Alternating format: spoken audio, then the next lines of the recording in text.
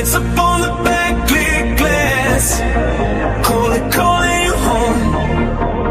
Signal in the sky, little blip on the black. Every meter in my mind, redlining on the track. I can feel that hum in the bones and the glow. Every beat says run, but the rhythm says go. Are you ready for the lift off?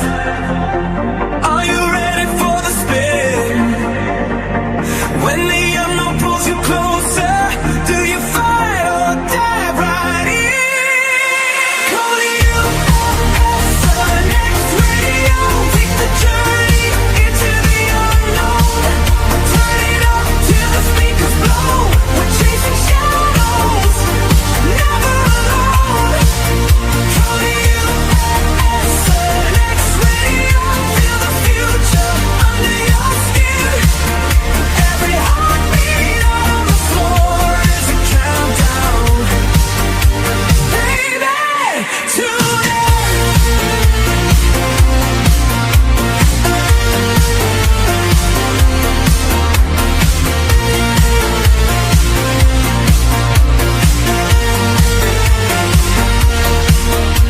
numbers race the clock, neon blurring my eyes. Every corner that we cut draws a map in the night. I don't need a map, I just follow the tone. Every switch, every flick is a door to the zone. Are you ready for the drop now? Are you ready for the spin? When the night cracks wide open, let the strange light pour in. Calling you SNX Radio. Take the journey into the unknown. Turn it up till the speakers blow. We're chasing shadows, never alone. Calling you SNX Radio. Feel the future under your skin. Every heartbeat on the floor is a countdown, baby, to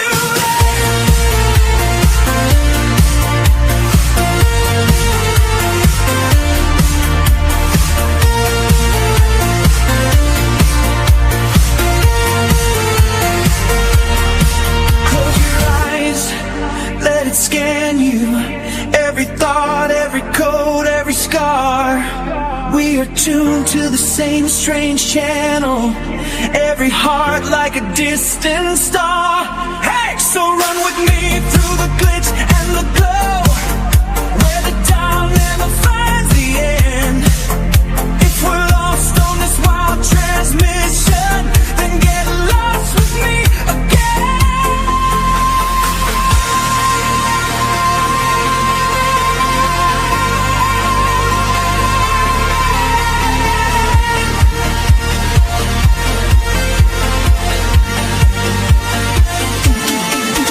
Calling you SNX Radio. Take the journey into the unknown. Turn it up till the speakers blow. We're chasing shadows, never alone. Calling you SNX Radio. Feel the future under your skin. Every heartbeat on the floor is a countdown, baby, to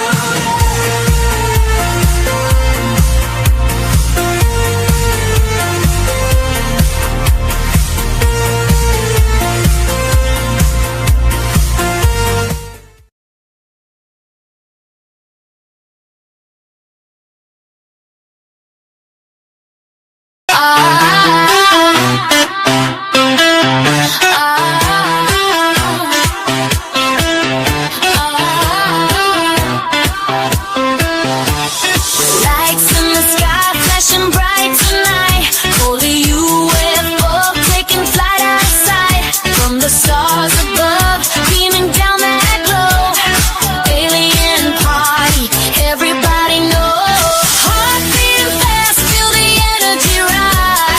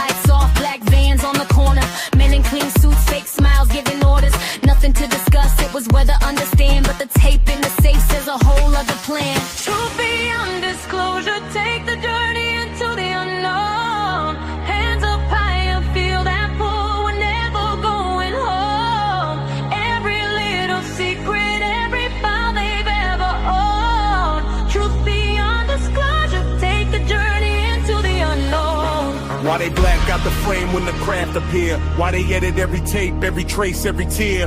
Crew in the booth, we connect each dot. Coley on the mic, hit record, run it hot. Male and female, back-to-back tag team flow. From the fields, from the ships, from the old windows. Abduction marks, bright scars they can't explain. Same dream, same face, same luminous name. Whistleblower drop codes in the chat at night. Coordinate states, what they keep out of sight. SNX dialed in, we decode each line. Turn the volume to the truth, let it cut through the lies.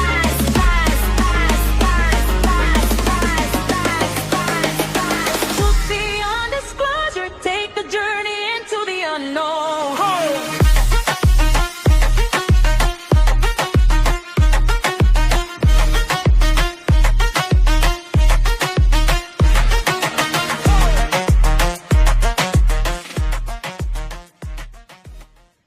All right. Hello, everyone, and welcome to another episode of SNX Radio. I'm so sorry that I pulled this out a little soon, Maya.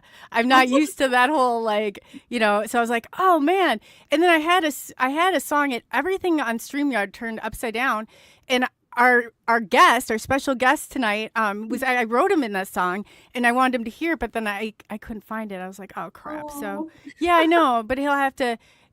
We're just going to bring Jim out. Okay. Yes, the man, the myth, the legend. I can't even say enough positive things about this guy. He is literally like one of the, I don't know, I say the icon. He's one of the people that have literally shaped all of this throughout history. So without further ado, let's bring Jim Goodall out. So...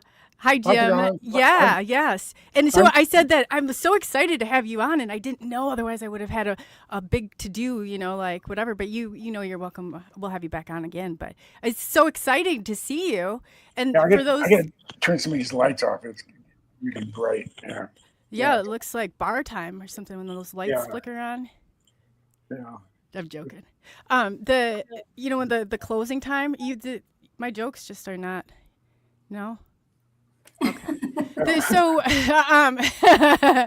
Jim's always, we've had some fun experiences through all of this, but really quickly, I just wanted to run through chat and say hello to everybody who's in chat. I like I said, I was kind of thrown off by the new stuff going on, and so I apologize that this is a little rough in the beginning, but there's tons of people in here. Blazer, it's so good that I was literally so worried about Blazer. I'm so glad that he's back and in chat. Oh gosh. So, yes, it's good. It's welcome, Blazer. Moon at Noon. Great to see you, Gary. Thank you for all you do with that wrench. You do a fantastic job. You just keep doing what you do. Previously Possessed. Nice to see you. Chai Roof. Oh, I love these guys. Yeah, Chai Roof Sounds. Great to see you guys. Kitty Catty Wax in the house. Moon. Oh, I guess got Moon. Moon at Noon. Moon at Noon. Moon at Noon. Kitty Catty Whack. You guys are just fantastic. So, John Allen, great to see you. I don't know, Maya, you can see it on your end too. Ascension. It was just like, SA's in the house. Yeah. I know I saw Kurt W75 in there too. Andrew Gnome's Trekking. We got Sam. Yep, Bigfoot Michigan Rob. If you guys haven't, go over there and subscribe. And all these people, definitely go over. Do you have any? So many chats already. I know, it's so awesome to see it. Like, it really is. Diane, great to see you and welcome. Andrew, and if I missed anybody, we're really sorry. Sam's Paranormal. Let's see here. I know I saw Kurt W75 mixed in here. Yeah, I just saw his name too. Did you? Yeah. So it's and if we missed you, PNW, great to see you. I know I just saw some other ones too. Walter. Hey, Walter. I'm so glad. It's funny when people imitate me doing this. It's like so rough and brutal. It's like, man. Dan, great, and thank you for subscribing. That's amazing. We always, we're building our little clan of whatever you want, the black sheep of the family here at SNX Radio. I see Spiritual Ascension, and like I said, Chris Sadley, great to see you. He's local. He's been moderating and doing a great work too. So if we missed you, we got Castro without an R. Great to see you. Cryptical Crossroads. Like I said, if we did not hit you, I apologize. We'll definitely get you on there. Paranormal Paul, as I'm saying this, I'm going through. Paul, yes, it's good to see you as always. But yeah, if I missed you, I'll definitely make it up to you. Midnight Night Watchers, like everybody that's going in here. We really, Mickey, like great to see everybody. So yes, absolutely. If you have not already, hit that like, subscribe, and share button, and then on to it. Without the further ado, Jim, why don't you tell everybody who you are, what you do, Okay. why you do it? I'm Jim. I'm Jim Goodall. I've been around this planet. What I think it's next Saturday, the 27th. Is it your birthday? I hit 81. Oh wow! No, I don't know. way. I don't know how in the hell I got that old without croaking. But I've been around for a long time, and I've been blessed to have met some incredible people along the way. I was heavily involved in upper management as far as friends go, up to Lockheed Skunk Works over the years. A lot of them have died off now. I'm a writer. I have 31 books in print, and my 32nd one in the order it was is actually number 27, but there's the total. There's going to be 32. Could be a little library off of that, Jim. Yeah, that's awesome. Yeah, and I hated term papers in school, even if I liked the subject. You have to write something. Oh God, why? And this is what I had a Royal portable typewriter. It was my former mother-in-law's, and that's how I wrote everything. And if you made a mistake, you got the white out, go back. Oh yeah. Oh, that was a pain in the butt. I bet Maya remembers that. We're old enough to remember yeah. that. I used to try and get high off the whiteout sometimes too, I think. When I was Maya little. was sniffing the whiteout. Yeah.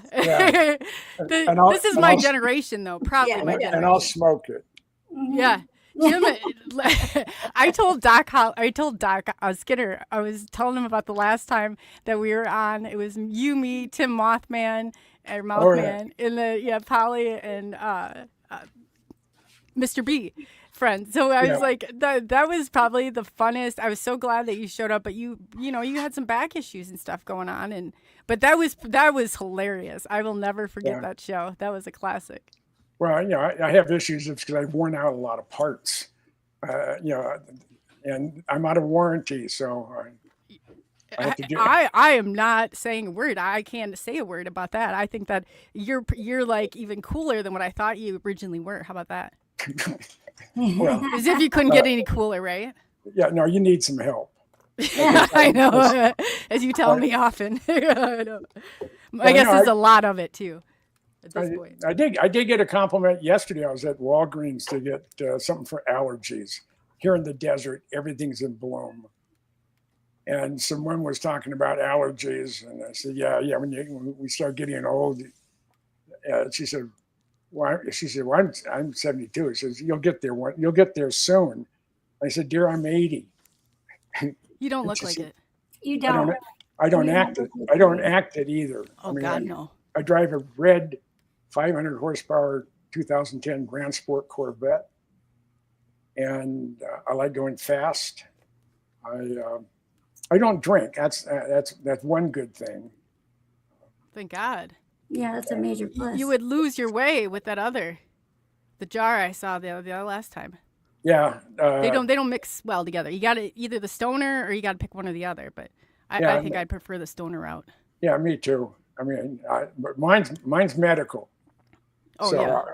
Literally, I've had a medical. No, I know you have. I know you. Yeah. I know with your history and stuff with the brain scans and stuff. I know that. Yeah. For those who don't know, the day Challenger blew up in January 28th, 1986, I spent 11 hours on the operating room table at Mayo Clinic in Rochester, Minnesota, as they were taking a golf ball size tumor out of the middle of my head, and my chances of survival were in single digits, less than 5%. Yeah. And it wasn't my time. I said, no, you still have to inflict more of your sometimes unfunny or painful, fun at people. But I just, I love life. I feel blessed knowing the people I've met. The one community that I have felt the most acceptance. And a lot of people say, well, Goodall, you're an asshole. I said, I'm not going to argue with you. So well, you just don't like anybody. They should know, and you got Yeah. good taste in the people you do like. So Yeah. I'd say that, there's nothing wrong with that. Yeah, and I just, I mean, there's people. I don't like you. I said, well, the line starts about a block and a half, around the corner. So if you want to join the group that they don't like Jim Goodall, and no one that I know, and I know a lot of people. Who the heck wouldn't like Jim Goodall? Oh, For real? There's a ton of them. Not very many women though. A lot of women like me, but because who's your favorite though? Who's my favorite? Yeah. I'm gonna stand on the fifth. What do you mean, Jim? Jim Goodall. What do you mean? I have a couple clips of you two from over the years. And for those of you who don't know, like when I was on Spaced Out Radio or other shows, Jim was always like one of the first people, and it kind of became a tradition. So anytime I start something new, I know that I'm most likely going to short things out, and that he is always, even the most painful and uncomfortable moments. Jim's, you've been a champ through that. You really have. I've been married 3 times. No, 3 times. No, I have 3 ex-wives. That's what I have. Never mind.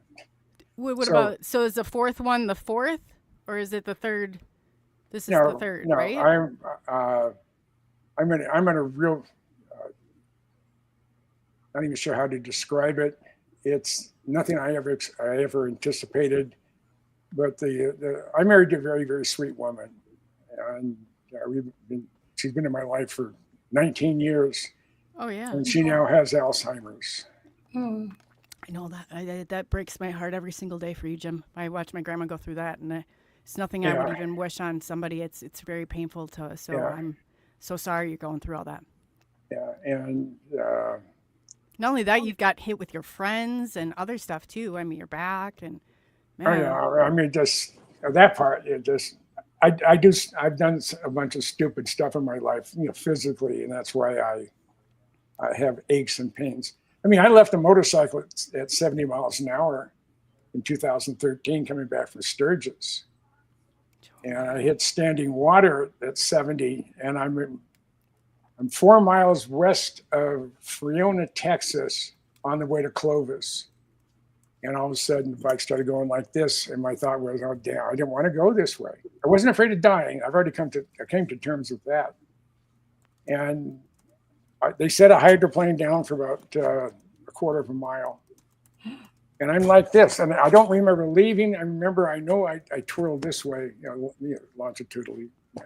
Wow. And when I stopped, I'm still right next to my bike. It went, and I had a 05 Road King Classic with fully loaded for being on the road for 2 weeks.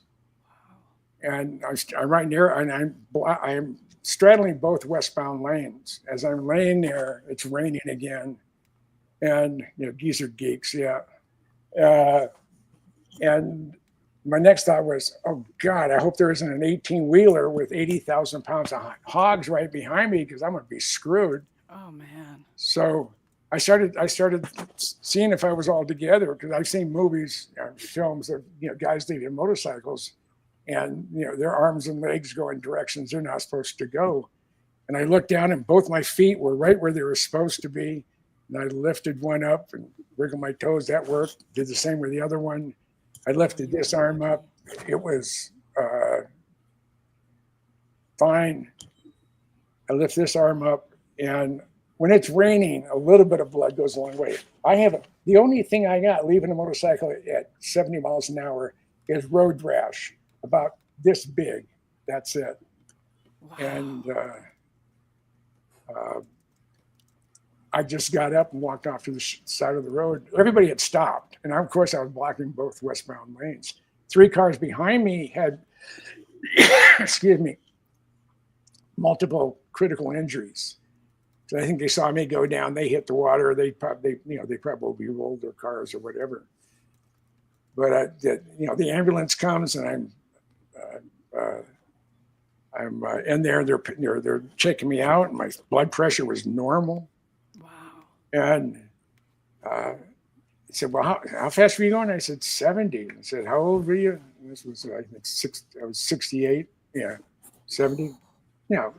I thought I was. Oh. But yeah, you got some good. Yeah. Whew. And he said, you know, you should be still laying out in the middle of the road here with a sheet over you. I said, yeah, but I was too hungry to go. I'm here for a purpose. And I'm not sure what that purpose is. You know, bring joy and laughter to people's lives. I don't know. Get people an opportunity to get pissed off at somebody. Yeah, I'll give it a shot every once in a while. I do good at that too, but you're right. But Jim, look at all you've accomplished in this. There's nobody that has as much. I mean, you hold a huge piece of the history in this.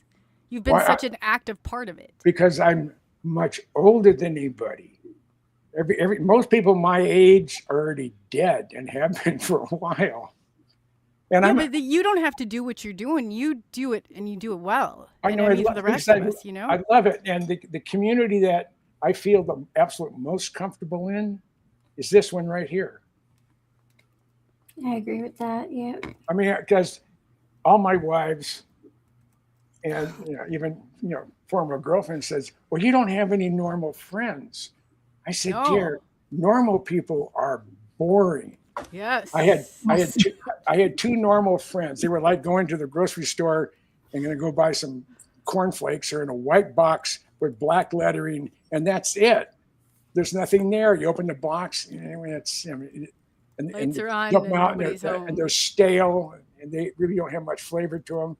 I'm not. I'm in there with a whole can of scorpion.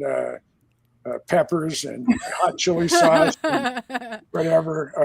I want to light the place up. I've always enjoyed life. I've always enjoyed life, and a lot has to do with my mom was 100% Sicilian, and she wasn't very big. She was like 5'1". My dad was 6'4". No one messed with my mother. Yeah. First, everybody loved her. All the house was open to every kid in the neighborhood. But if you got on her bad side, she could give you that look, and it would stop a Russian bull elephant right on the tracks. Oh God, I'm not going to mess with that one. That makes sense now, though. I could see that, but I didn't know that was your heritage. I'd never known that. Oh yeah, no, I got the best of my mom. And I'm blessed, even though I didn't have the greatest dad in the world. My dad was a genius, 175 plus IQ. This is making more sense now. Yeah. And in a one-car garage in Los Altos, California, in the summer of 1956, I was there for the conception of Silicon Valley.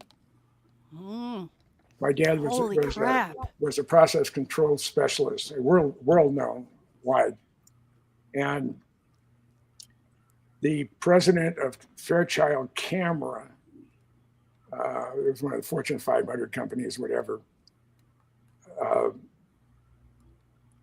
They came to my dad and they said, we're opening a new division of Fairchild. Fairchild Semiconductors. And so we want to grow, for the first time in North America, we want to grow silicon crystal. So we built 11 crystal growers in our one-car garage in Los Altos, and that paid for my dad's Chris-Craft later on that year. But that was not that wasn't the birth of Silicon Valley. That is the day, that was the day of the inception, because without my dad's units he had to control the environment of growing the silicon crystal, and you have to hold it within thousandths of a degree and pressures and everything else. And this is 1956. I mean, there was no such thing as cell phones, or no such thing as computers. And never in my wildest dreams, or even my dad's wildest dreams, would he ever think of what we have today. I mean, there's the quantum computers. Yeah. I think it was the Google one. They had a problem or a calculation or whatever. They said if they used every supercomputer, not not quantum computer, but supercomputer worldwide. It would take 1,000 years to get this answer they were looking for, and it had to do with with the universe and they're trying to identify dark matter or dark energy, which comprises about 90%, 95% of the weight of the universe. Yeah. So they have to know more than what they're saying. I mean, now with all this technology and we're not hearing anything, that some of these pieces, this whole block have been. Hey, when the retired president of the Lockheed Skunk Works tells me just before he dies, this is Ben Rich. He was at USC Medical Center. He was dying of esophageal cancer. I remember. I've told this story 1,000 times. No, tell it again, because people who don't know you, this is a huge kind of piece of this. And Ben was retired, president of Kelly Johnson's Lockheed Skunk Works. And we were phone friends, and I visited him. We'd write letters for over 20 years. And he's the reason I was able to secure a $100 million CIA Blackbird. It's a 2,400 mile an hour spy plane, flies at 95,000 feet 60 years ago. Wow. The reason I had one for a museum in Minnesota is because Ben called me at home, August 85, August 89, that's what it was. And he said, Jim says, I got it from the horse. He was going to say the horse's ass, but he said the horse's mouth. But the Blackbirds aren't going to make it through Congress. And if anyone can scrounge one, you can. Wow. So I said, okay, I'll accept the challenge. So I went to my boss at the guard base, General Schwab. I said, General Schwab, I want to get a Blackbird for our museum because Honeywell provides the avionics, Chevrolet a lot of special products, 3M a lot of special projects, and 4 of the original 9 pilots learned how to fly with the Air National Guard, and this was an Air National Guard museum. So I said, General Schwab, I want to scrounge a Blackbird. I want to get a Blackbird for a museum. He starts laughing at me. I bet he did. He's like, I said, yeah. I said, General Schwab. I said, rather than laughing at me, why don't you give me the opportunity to fail? I said, all right, smarty, how are you going to get it here? Because I know they're not the ones we would get if it ever happened. Don't fly. I said, I got that covered. So what do you mean? I said, I called the Adjutant General of the state of New York. Back then I was an E6. I was a tech sergeant. And I call up the state staff there and the Adjutant General. And the secretary answered the phone and says, General Weaver's office. I said, yes, ma'am. This is Sergeant Goodall with the 133rd out of Minneapolis. This is the general then. Just a minute, Sarge, I'll put you through. You can do that in the Air Guard. You can't do that in active duty. So General Weaver answered the phone and says, Sarge, what can I do for you? And I said, General, I got a proposition. He said, what's that? I said, how would the New York Air Guard like to move the world's fastest airplane in a couple of your C-5 Galaxy, your big transports? Dead silence for a few seconds. He said, you mean the Blackbird? I said, yes, sir. And he said, when you're ready, you call Woolhall. We'll charge it off to training for moving outsized cargo. So Pratt & Whitney was trying to get an airplane for West Palm Beach, one of the A-12s, the CIA airplanes. And they asked Air Force, would you lease Pratt & Whitney a C-5? I said, yeah. I said, well, how much? I think it was almost $1 million a day plus gas. Wow. And I scrounged 2 C-5s for 8 days each. Did you really? Plus, That's who in their right? And people who don't know. I mean, these are aircrafts are not. I mean, this is not even a cheap matter. And to get them, and oh wow, I didn't know that even. Yeah, I managed to get and you'd never believe it by today's politics, but I managed to get the entire Minnesota congressional delegation, 5 Democrats and 5 Republicans, to sign off on this, on the Minnesota Air Guard getting the Blackbird. And we got it. How in the hell did you pull that off? I mean, that's crazy. I wouldn't take no for an answer. That's what I like about you. And like I told General Schwab, I said, give me the opportunity to fail and I'll prove you're wrong. What? And there's some officers who said, oh, this good old guy, he's more full of it than most people I know. And when I pulled it off, they wouldn't speak to me.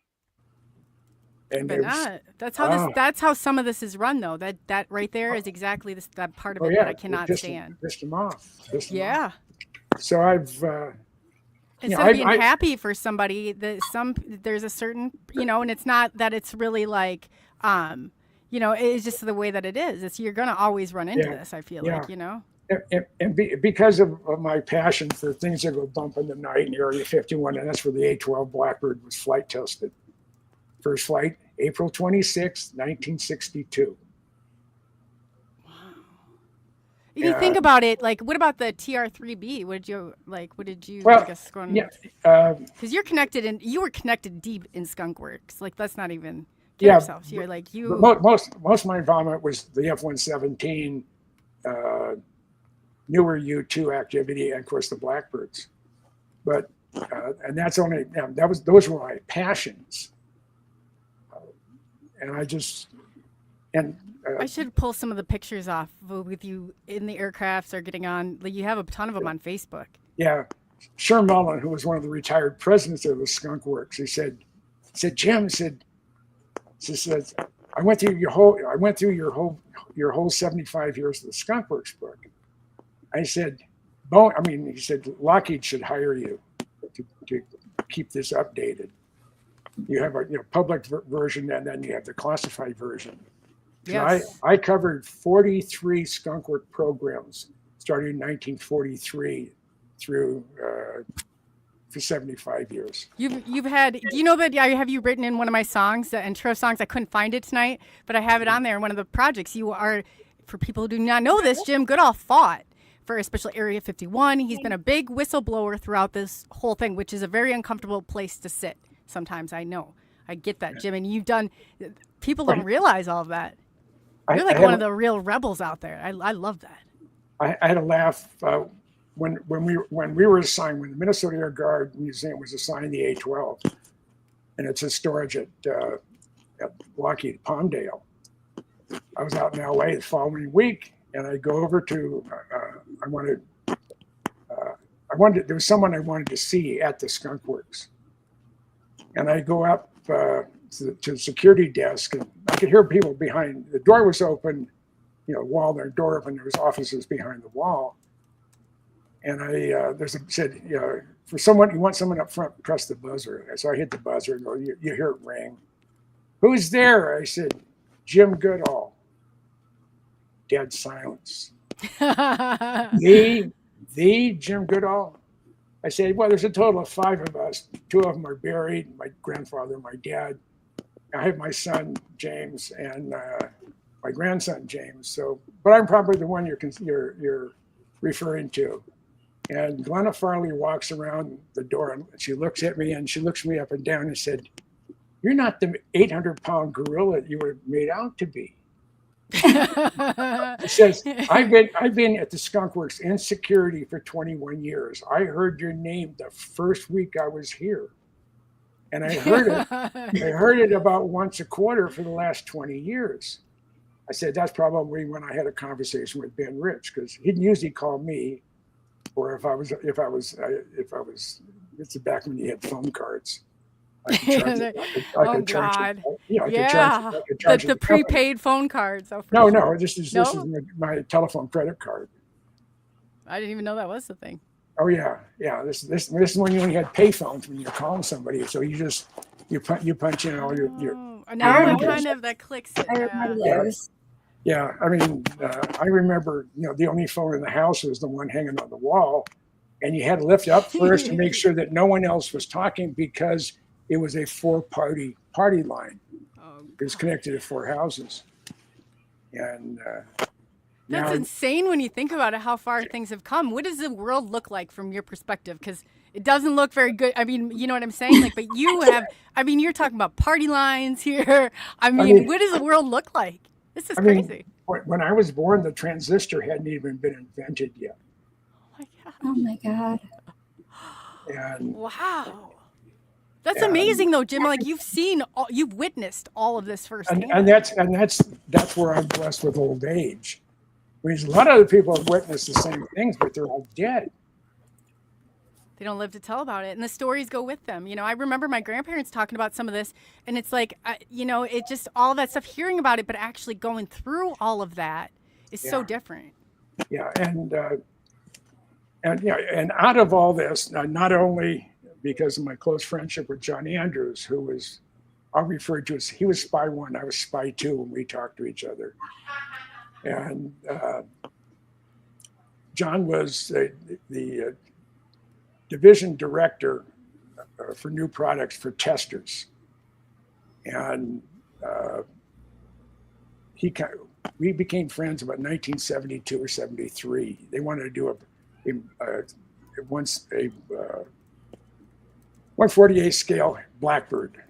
And everybody asked, they say, who has the most information on the Blackbird besides the Skunk Works? They said, you got to call Goodall.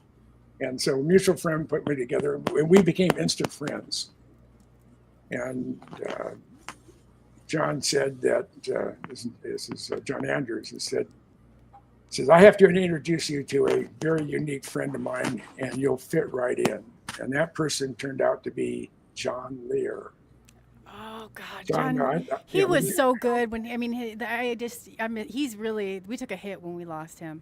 Yeah, well, I never thought he'd see 2015, let alone going in March 23. I saw him about 4 months before he passed away, and I'm surprised he made it as long as he did. And I took a picture of him, but the picture made me sad, so I didn't erase it. I stuck it in my someday look at this file. He was one of the good ones. John really was one of the good ones. He was a one of a kind. He was type rated in 56 or 58 aircraft types and helicopters. People don't understand that. I have my pilot's license, and when you get this is not just a little like, hey, check a box here. You have to go out and take your certification and do your test flights and all that stuff. It's just not easy to get that.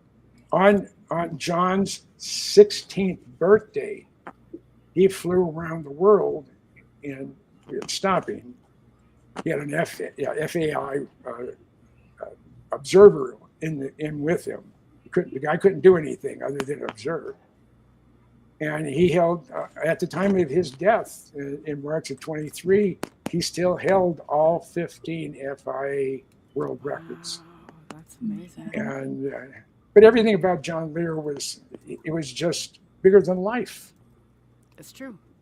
I mean, so are you, Jim? So are you? Somebody was they were talking about Bob Lazar in the chat, and I was like, yeah, that's another one. No, I'm heading that direction. Just sorry. The chat got ahead. Shame on you, chat. There's lead ups. There's method to the madness. Sorry. And I became very, very close friends with John's, and even his ex-wife. They got divorced after 51 years. I don't understand that. Just use a pillow over it. Just hold it there, and that would solve it. That sounds crazy, but my grandma would be like, "Your grandpa's snoring. Go put the pillow on his head." You know, that was normal in my family. But that's funny. You say but Mary Lee told me, he said, "You're the only friend that John has that touches each one of his very, very segregated passions." And I felt a little bit in each one, some more than others. And I was blessed to know him. I met his dad, I met his mom, I know his girls. And he's bigger than life. He's bigger than life. So this is December 1988. the Air Force the month before in November 11th and November 22nd, announced the existence of the B-2 stealth bomber and the F-117 stealth fighter. And they had a rollout of the B-2 at Palmdale, so he had real photos. Picture of the F-117, they did it at night. It was backlit from a tanker, aerial tanker, using a telephoto. So it's all, the depth of field is all compressed. And you couldn't tell what the sweepback was in the whole bit. So January 1st, right after the first of the year, I called up Lear and they said, "Hey, you want to see if we can go cover the F-117?" John says, "Yeah, it's fine at Tonopah." So, well, let's go. So I flew in to Vegas, rented a car, picked up John, and we immediately headed north up US 95. And this is before digital cameras. So I was shooting, I normally shot Kodachrome slides, but because I needed something processed quick, I shot color, Kodacolor 100, real fine grain color film. And I had Nikon cameras and lenses. So we're head up north on US 95. We're just past Scotty's Junction, and an F-117 flies over the road about 1,500 feet above me, at about a 45-degree angle across the road. I about crashed the car. And oops. yeah. So we got into the Tonopah. We got a quick bite. And then we got on US 6, you head east for 14 miles, you come to a big old sign that says Tonopah Test Range. They have a nuclear bomb on top with a booster for just weapons release. They were inert bombs, but it was a B-43 nuke. And you turn down that road, it's a very wide, very well-built road, and it goes all the way down 18 miles to the gate at Tonopah Test Range. As being in the military, I could get on any base unless it was a restricted area, and I didn't have access to it. So John and I drove down the fence line, which is public lands, and we're sitting out there. And I look to the north, and there's a black fuzzy ball. This is about a real long approach. I guess about 20 miles out, and there's a little white light underneath. I said, well, that's probably the 117. And then there's a little blue and white dot or fuzz ball with a light. So it's got to be a safety chase. So as it's coming up, as the viewfinder is filling up with this F-117, my body starts vibrating like I'm a 10-year-old boy seeing a naked woman for the first time. I could not. I mean, I'm trying to, and my body just would not quit shaking. And I went through all 36 or 37 exposures. And I told Lear, I said, "Hey, let's get the hell out of here. Let's get back to Vegas so I can get this thing processed." I don't know if I had anything worthwhile because I was shaking so bad. And he just laughed at me. So we head back. We stopped at the Little Alien, had a bite to eat there. Rachel, Joe, and both Joe Travis are still alive. Were you flying Janet Airlines or what? No, we were in a rent-a-car. Oh, that's so we get back to John Lear's house, and he said, I said, "I have a new friend just moved here from Albuquerque. He used to work for Sandia, and he's waiting for his clearance to be upgraded because he's going to be working out in the desert doing something."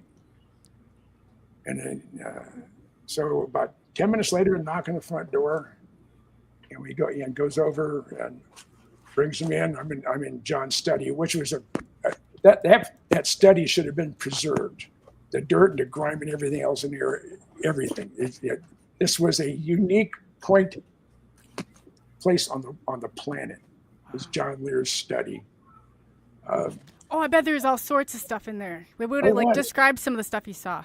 Yeah, you couldn't put any more pictures on the wall.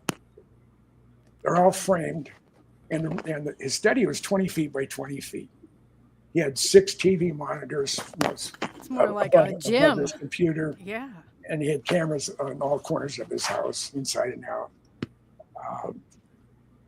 And he was a unique person, and I'm blessed to have him as a friend.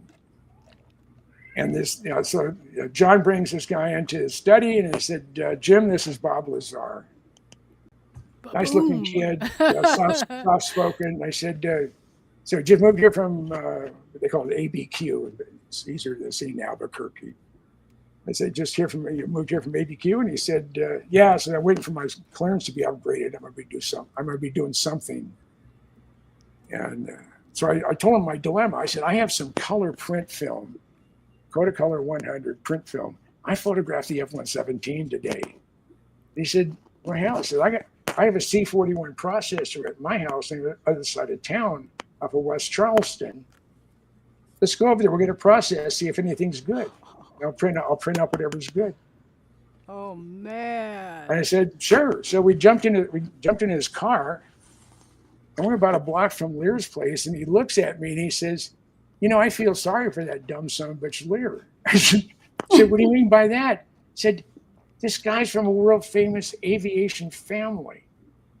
I mean, my God, his dad brought Learjet to the world, not counting all the other stuff he invented, including the Lear fan.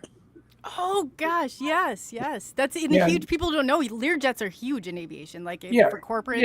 But this is Lazar talking. He says, and his dad, his dad brought Learjet to the world, and he's flown around the world. He's soloed around the world on his 16th birthday. He said, and the dumb son of a bitch believes in UFOs. You got to be kidding me.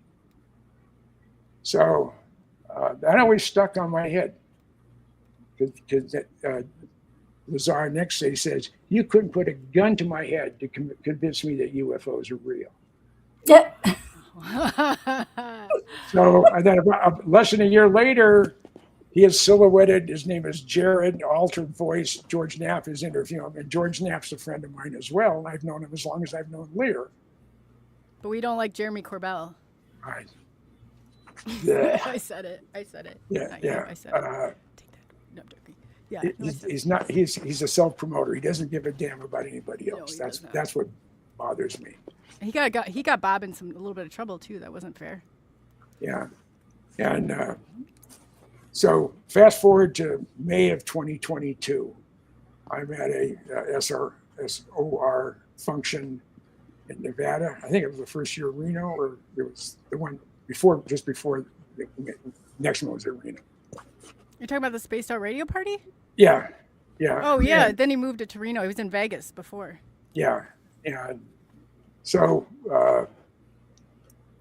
I talked to Bob occasionally. I talk to his wife more than Bob, because Bob doesn't answer his phone. Like I usually don't answer my cell phone either. And so I'm out there. I spent a couple of days with Bob and his sweet wife, Joy, and she is just the sweetest. I mean, they're perfect for each other. Joy White, yeah, she's fantastic. Yeah, so we're sitting out watching the sun go down. He has 3 horses and 3 or 4 dogs, and their newest dog, which it was Joy's dog. This dog could not love me more. I mean, he was right in there snuggling me and everything else, and she was getting jealous. So we're out on the porch. Bob didn't. I don't think he's ever smoked weed. He may have, but I don't know. But his wife occasionally. And so I had a cool one then. I had some nuclear powered stuff. It was from it was the brand was Chernobyl. And you glow in the dark. You don't need a night. And so we're sitting there watching. That's what I love about you, Jim. Right here. watching the sun go down, and then again her. I looked at Bob and I said, "Hey, I got a question." I said, "You have a pretty good memory." He said, "Yeah, I do." I said, "Do you remember what you said to me as we were leaving Lear's house to go get my F-117 photos processed?" He says, "Yeah, you mean that I didn't believe in UFOs and you couldn't put a gun to my head and convince me otherwise?" I said, "Yeah, that one." He said, "Yeah, I remember that." And that's what I meant exactly what I said. So, and David Darlington did a book on was it I think it was Dreamland Interceptors or David Darlington, and in chapter 5 starts at page 128 is the elders, and the elders are John Andrews and Jim Goodall. Yes. And he describes me to a T. And it's all because of my, the Lear effect, if you want to call it that. And because of John Andrews, I became one of Ben Rich's favorites. Mm-hmm. And one thing led to another. I mean, it could not be duplicated. Even what I did in the 90s could not be duplicated today because you'd never get by with it. There are too many Karens out there. And too many. I would say, I won't say it. But, you can just let it go, Jim. This is no, sir. You can say it. This is, how I am. They're used to that. No. I just, I don't think even the Somalis could pull it off. From this Minnesota, what I pulled off, and I look back. I look back, and last April, I was inducted into the Minnesota Aviation Hall of Fame. I'm in there with Charles Lindbergh. And there were 7 of us up on the podium on the inductions night, and I was the only one there that did not have a pilot's license. And I was the 6th, which is even more impressive. Yeah, and I was the 6th Minnesota Air Guard person to be inducted into the Minnesota Aviation Hall of Fame, and the only one that wasn't a general officer. I retired as a master sergeant. And even Gene Andreotti, who's our adjutant general, came up to me at the banquet because I was at him. I had 3 generals and 2 Mrs. Goodall sitting side by side. My first wife and my last wife. My first wife and together? They're real good friends. Oh. That's why you're not married to the second wife, right? Anymore? Well, she was punishment for something evil I did. I remember you saying that. And I referred to her as the Antichrist, and then I was married. and then I was married to the fraud, and she took me for everything, except my sense of humor. Thank God she didn't rob you. That's all that matters. Yeah, but she took me for over $1 million, and I was homeless and $85,000 in the hole, and I lost access to my 2 beautiful, purebred German Shepherds. My Charlie Brown was 130 pounds, and he could do everything but knit. I mean, he could read my mind. Scorned women. Yeah. Man. No, and I treated this woman like a princess, but she didn't. That's never mind. But there is a God. I know that because was it 2 years ago? I got a post from my stepdaughter, my former stepdaughter, who I love dearly, and it was her. He said her brother Paul's getting married, and they're on the beach in Edmonds, Washington. It's right around the 4th of July. So it was a long video. It was about 10 minutes long. And it's panning around showing everybody, and I'm looking for my ex-wife, and I don't look at. There's some dumpy guy in a Panama hat. He's in a blue and white seersucker suit that's too tight and too short in the arms, and of course he had his white socks on and ugly New Balance.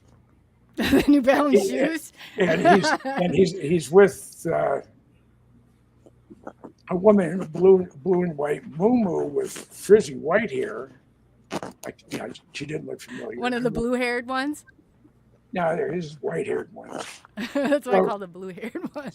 So at the time of my divorce, the fraud she was 5 foot, and she weighed 110 pounds. And I'm looking around, and this woman in the muumuu is walking. She walks by the camera and she looks. It's my ex. Oh. From the beginning of the lockdowns in 2000.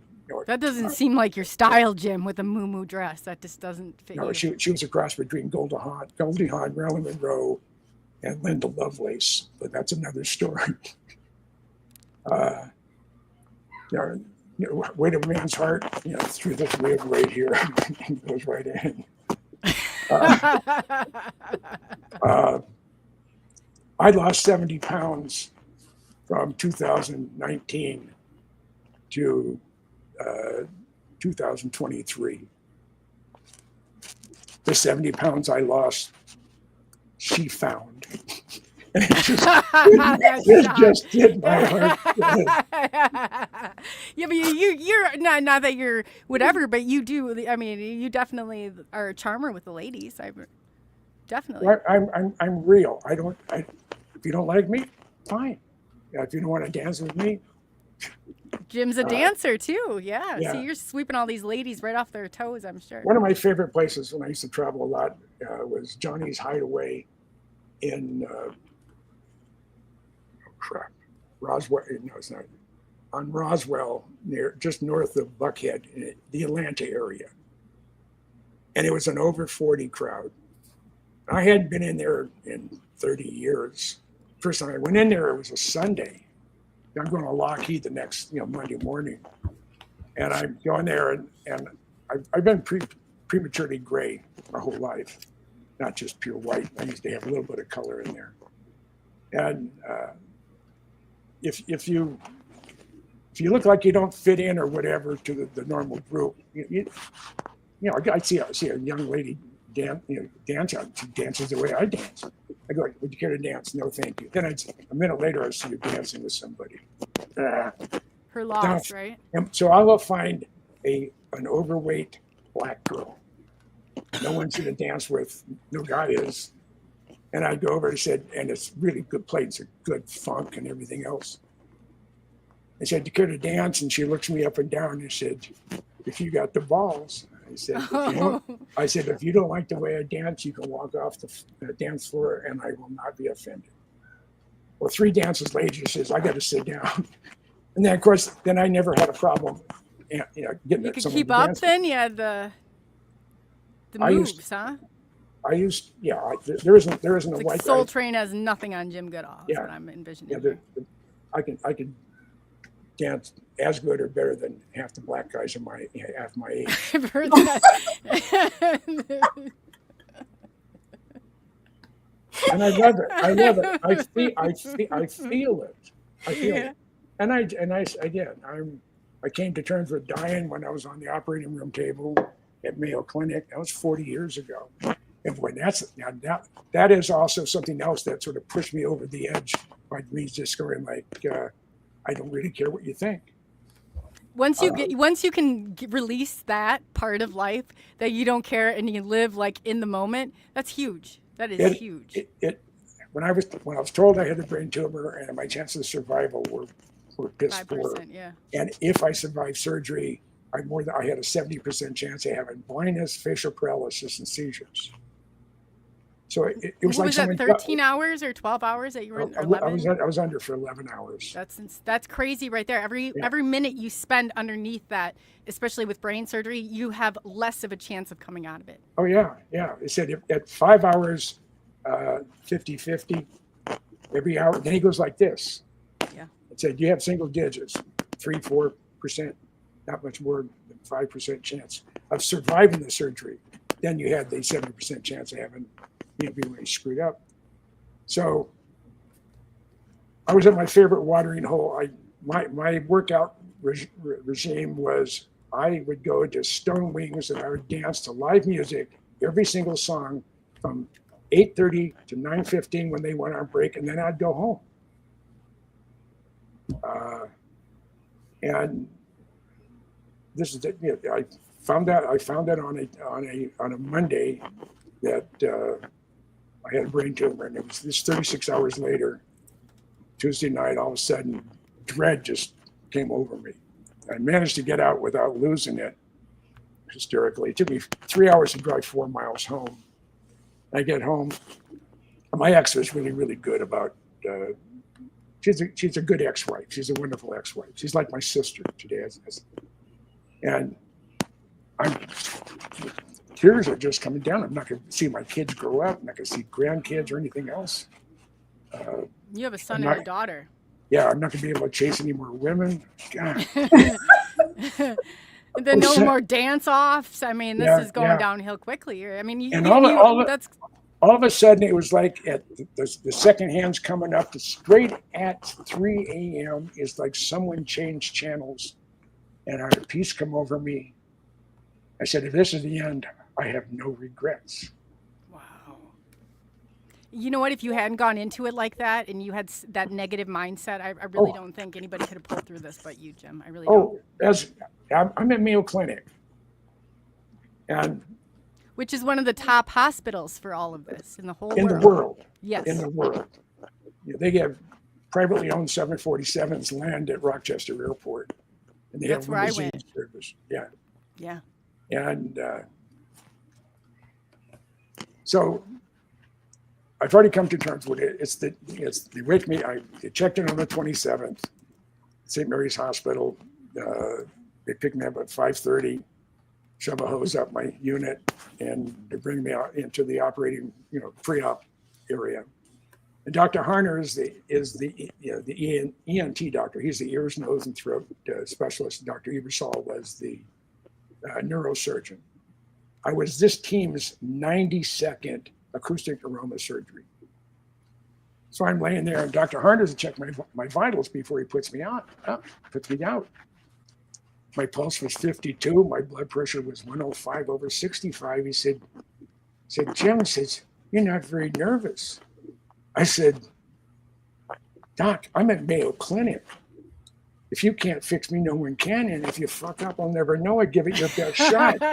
And he just starts laughing. Of course, some of the staff are looking, as we're joking. He said, that is the best frame of mind to go into, because 40% of a fully successful brain surgery is going in there with a positive attitude.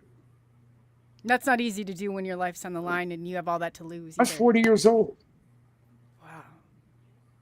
You're not ready to depart then. You probably can't even grasp the concept at that point. I don't think I can. No, but that's why, I'm with John. This is a John Lear story. John Lear, Jim Goodall story. It's June of '96. The F-117s were moved out of Tonopah Test Range, ended up at Holloman, and then of course the program came to an end. And supposedly Tonopah Test Range was put into caretaker status. So I called Lear up, said, "Hey, I'm coming through town. So you want to go, snoop on what's going off at Tonopah Test Range, better known as TTR?" He said, "Yeah." So I have two pair of Gen 1 night vision, a pair of lawn chairs. You bring duct tape because you want to wrap up your pant leg to make sure scorpions can't go up your pant leg. Oh, God. What are you doing with the duct tape? But yeah, that makes sense now. Yeah. So we're sitting out there. So it's 11 p.m. at night. All sorts of activity down there at TTR. And we're not letting you say anything. How come? She didn't hear. I can hear you. Oh, who are you talking to? Me? You. I didn't say anything. Maya. Was it Maya? Yeah. Maya. Oh, that's Maya. Yeah. Maya. Yeah. I doesn't have a big mouth. Like I don't want to interrupt. Yeah. So Jim's trying to. This is how he charms the ladies. Oh. I see three armored personnel carriers coming in. One from the west, one from the east, one coming up from the south. Lights are turned off. So I stand up and I yell real loud, "Hey, we're good guys. We're taxpayers." And all of a sudden, boom, we had floodlights on us. I had 3 little red dots on my chest. John had 3 little red dots in his chest. And there's a vehicle coming down the public land side. And it stopped behind John's pickup truck. And on his dash, he said, Area 51 visitors permit. I saw you guys busted through that at the SNX RADIO party just not too long ago. Maybe last year, the year before. No, 2019. We're going. Yeah, that was 2 years ago. Yeah. 3 years ago. Excuse me. But those red dots didn't faze you, did they? No. And this guy comes around John's pickup truck. He's in Desert Utilities. He has his hand on his 9mm, and he says, "I'm Captain so-and-so, and I'm ordering, you're in a restricted area, and I'm ordering you to leave." And I said, "Sir, I don't know who you are, but this is public lands, and I don't need your permission to be here." I said, "You're in a restricted area, I'm ordering you to leave." I said, pulled out a official government map that gives the longitude and latitude to the second of the restricted areas. So I opened the map. I said, "This map tells me that I'm on public lands. And if you look down at the base of that fence post, my buddy has his feet up on the barbed wire. There's a USGS medallion there. Give you the longitude and latitude to the second. I'm in public lands. I don't need your permission. As a matter of fact, I can be here for 15 consecutive days without asking anybody's permission. I want to see some ID." I said, "Well, who are you?" I said, "I'm Captain so-and-so with ASI, Advanced Security Inc." I said, "Sir," and I always said, "Sir," and I said, "Sir, you're a rent-a-cop. You don't have jurisdiction on this side of the fence." I thought he was. You were out there and you were sticking up for the taxpayers and our right to know all these secrets that the government was holding. I'm in public lands and I'm a taxpayer. I'm also a veteran, and I was still in the military at the time. Thank you for your service too, by the way. But yeah, that's amazing though. That's amazing. People don't realize that you were out. This is Jim, the one that was out there demanding that the taxpayers know what's going on here with all this stuff. Absolutely. Oh my God. Did they let you on? No. I mean, no. They want to scoot us out of there. Mm. And so I want to see some ID. And I said, "You're a rent-a-cop. I don't have to show you squad. I've been deputized by the state of Nevada, Lincoln, Esmeralda, and Nye County to uphold the laws of the federal government and the state of Nevada." They said, "Good for you." Oh I said, my "Well, God. I tell you what. These are my You show me yours, I'll show you mine." So he hands me his ASI badge. I said, "Sir, that is not a valid form of ID. You victim. I want something issued by the state or federal government." So I mean, it was like pulling teeth, and he was pissed. He pulls out his Nevada driver's license, and I didn't have my glasses on. So, okay, I pulled out my Minnesota. So you're holding on to his ID now at this point. No, I gave it back to him. And I pulled out my wallet, and I pulled out my Minnesota driver's license, handed it to him. And Lear has his back like this. And the guy, he was probably on his radio when I was listening, and I'm hard of hearing anyway. A security guy came up to the fence from the south. The guy that was harassing me, he handed the driver's licenses, John and mine, to the guy. He goes to the supervisor's armored personnel carrier, and the interior light goes on, and I hear, "Oh shit, it's good all in Lear." The red dots disappeared, and the lights were gone. They realized they weren't going to intimidate us out of the area. You know, we played the game before they had a chance to even invent it. So, That's how you know your name carries some real weight, when you can get the laser beams off of your chest. I know. The big dogs to calm down, you know. Jim's not even a bit phased by these 3 red dots. He's like, "Let me see your ID, and I'm gonna take control." Just shoot me when I'm on public land. Now, if I was in security area like Area 51, maybe they could get away with it. But there's too much paperwork involved of shooting somebody, especially if it's not a. Well, I don't know about no women are safe with me. Why are you reading this? I thought it was. there's a lot of women I wouldn't touch with a 10-foot pole that are gorgeous because there's something wrong between her brain, between her ears. Well, you say that about me sometimes, Jim. Am I lying? No, not at all. Yeah. So, am I lying? Oh my God, that's funny.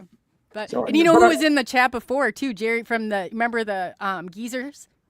Oh yeah. When you did the geezers? Yeah, I will never forget the geezers shorts that I clipped off there. He wanted to say hello to you before too. Oh yeah. I did.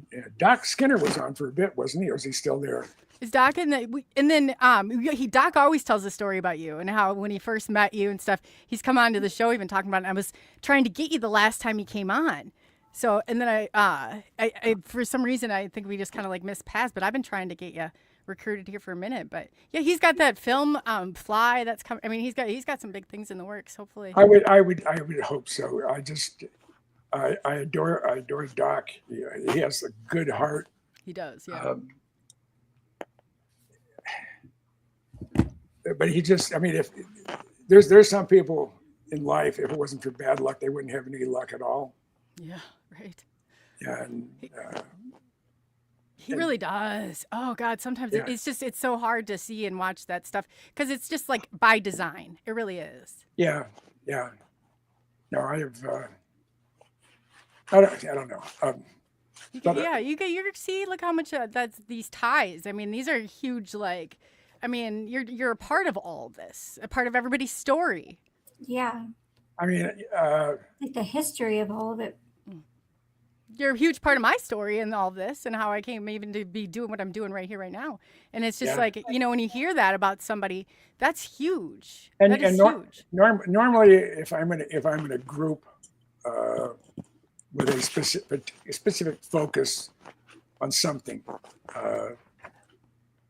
after a while, after about 6 to 10 months, I start. Yeah, I'm losing. I don't feel the energy. But in the crazy ass people I have in the UFO things that go bump in the night community, I love it. I feel right at home. The Cousin brothers. Oh yeah, Doc always says, he said you beat him there. He didn't get a chance to go up to the Hollywood Hills yet. Yeah, no, I was gonna head there this weekend, but Brent is in Spain with his girlfriend, so. Oh yeah, so you're coming through my neck of the woods. So and if as long as the weather's okay, guess who's coming through my neck of the woods? I love when you come through this area. I'm like, I told you one time I was gonna go. If you didn't stop, I was gonna go find what direction you were and throw myself in front of your vehicle to stop. You break the air dam. One of the problems I have with my car, I only have about this much road clearance. Yeah, which is understandable. Yeah. But if I have to go plow the roads myself, you got to stop this year. Oh, and if it's snowing, I will. No, I know that. Yeah, but it'll be April. It'll be. My son's in Rochester for 3 days. He goes home. He goes back up to Twin Cities on April 10th.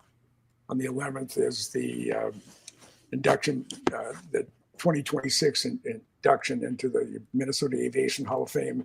And as one of last year's inductees, I feel I have, I want to be there. And I donated 3 books for the silent auction, and I'm going to autograph them. My 75 Years of the Skunk Works, which is a 5.5 pound book. Well packed too. Yeah, the book on the B-2 stealth bomber, hardbound, and my Blackbird book, hardbound. And so those 3 will be there, and I will autograph them any way they want. Oh, that's awesome. And, That is awesome. When are we going to Vegas to Luigi Vinatelli's thing on Bob Lazar? I thought we were going to go. You and me. About once every 3 or 4 weeks, I'll send an email off to Luigi. When are they having the premiere, though? Right now, he's battling the government of Canada. Oh. Yeah, that's what the hang-up has been almost from the very beginning, because it's a product of Canada. I mean, Luigi lives in Montreal, and I love him. I spent the summer of 71. Yeah, the summer of 72 in Montreal. Oh, did I have a good time? But it was never the same when Jim Goodall left. No, because when I was there, they built, I think it was Bill 222, which made the official language of Quebec French. And they were partying all night long. There were cars burning everywhere, all down St. Catharines Boulevard. And it's a city that was founded in the early 1600s. And the old part of town, they have some of the best food, little holes in the wall that 5-star diamond or Five Diamond restaurant in New York or wherever couldn't touch the flavor and the taste and everything else of the food. Almost into the restaurant you would want to go to in Montreal. I haven't been back to Montreal since the early '90s, so don't know how. Been there. I'm afraid I won't get back for some reason. Yeah, that's cool. Yeah, we have somebody in chat, Benoit, that comes in. And it's so crazy because Canada, part of them, they do speak English, and the other part's French, and it doesn't. With their dialect, it doesn't translate. Only one province is French, and that's Quebec. Oh well, then he must be from that area. That's where Montreal is. Everybody else speaks Canadian English, like we speak American English. Sometimes, like I forget who said it. Said, the United States and Great Britain are separated by a common language. So true. Yeah. I slaughter it. I know it's bad, but it's some of they're so well spoken. In America, we're just like, just blurts out. Yeah, I'm doing some outlines on what my next book's going to be, and that'll be 2 years out from now. Are you writing another book? I have to keep my brain working, or it turns to mush. You should put about your podcast, because you've got to have a hit. I bet you have to have a record for how many podcasts you've been on. Yep. I bet you thousands. Oh, as far as I'd probably be 1,000. Oh, easy. And before podcasts, I was on network TV 51 times. That's crazy. And you've done Ancient Aliens. You've done a lot of stuff since then too. Yeah. And then what documentary? There was just a documentary not too long ago too. Well, I was in all the Cousin Brother stuff on UFOs. Of course, Michael Schratt's a very dear friend of mine. Yeah, Michael. Yes, that's another one. He's like my kid. I remember we were going to do a show together, but for some reason, I think you had something going on with your friend and stuff, so we didn't. But Michael says absolutely wonderful things about you. Everybody does that I've ever heard of. It always has great Jim Goodall stories. Always. I remember I'm at on the Sierra Highway. We're in Palmdale. I'm waiting for Blackbirds or U-2s or B-2s, whatever, to land at Air Force Plant 42. And there was a guy named Chuck. They call him Chuck. He bought a piece of land, had a concrete pad, and he had a yellow step van. And he'd go there in the morning. He's a retired jarhead Marine, and he'd have a cooler with pop or whatever. Nothing alcoholic. He didn't want to get busted by the liquor control board. And I'm talking to him, and we're just chatting away, and I says, he made some references to me about me. He didn't know who I was. I said, "Have you ever heard of Jim Goodall?" "Oh, that son of a bitch." I said, "What about it?" So I understand he's just an asshole, and he won't give people the time of day. I said, "That's not you at all." I said, "Would you like an autographed book from Jim Goodall?" And he says, why do you have one? I said, "Well, I'm Jim Goodall." His face just melted. He said, "God, you're not like anything." It was like the security people at the Skunk Works. The Jim Goodall. So a lot of people who have never met me say that, "Oh, I'm an asshole." And that's not true at all. Oh my gosh. And I don't care. I don't care. He does not apologize either for any of this, and I love that about Jim. I absolutely applaud that. Yeah. That is encouraged here. Well, your name says it all, really. Like with the name like Goodall, like you've kind of got it already there with you, don't you? I'm good all the time. Yeah. And you're all the time. Yeah. Yeah. Well, it was a Toby Keith song. "I'm not as good as I once was, but I'm as good once as I ever was." Yeah. That's true. But you only get better with age. Like you're a fine wine, Jim. Oh no, you're the silver fox of the UFO community. Oh yeah, well, maybe that. But as far as the old guy goes, no. But I enjoy my. Somebody wanted to know earlier if you could do the moonwalk. No. I'll leave that to Michael Jackson. I just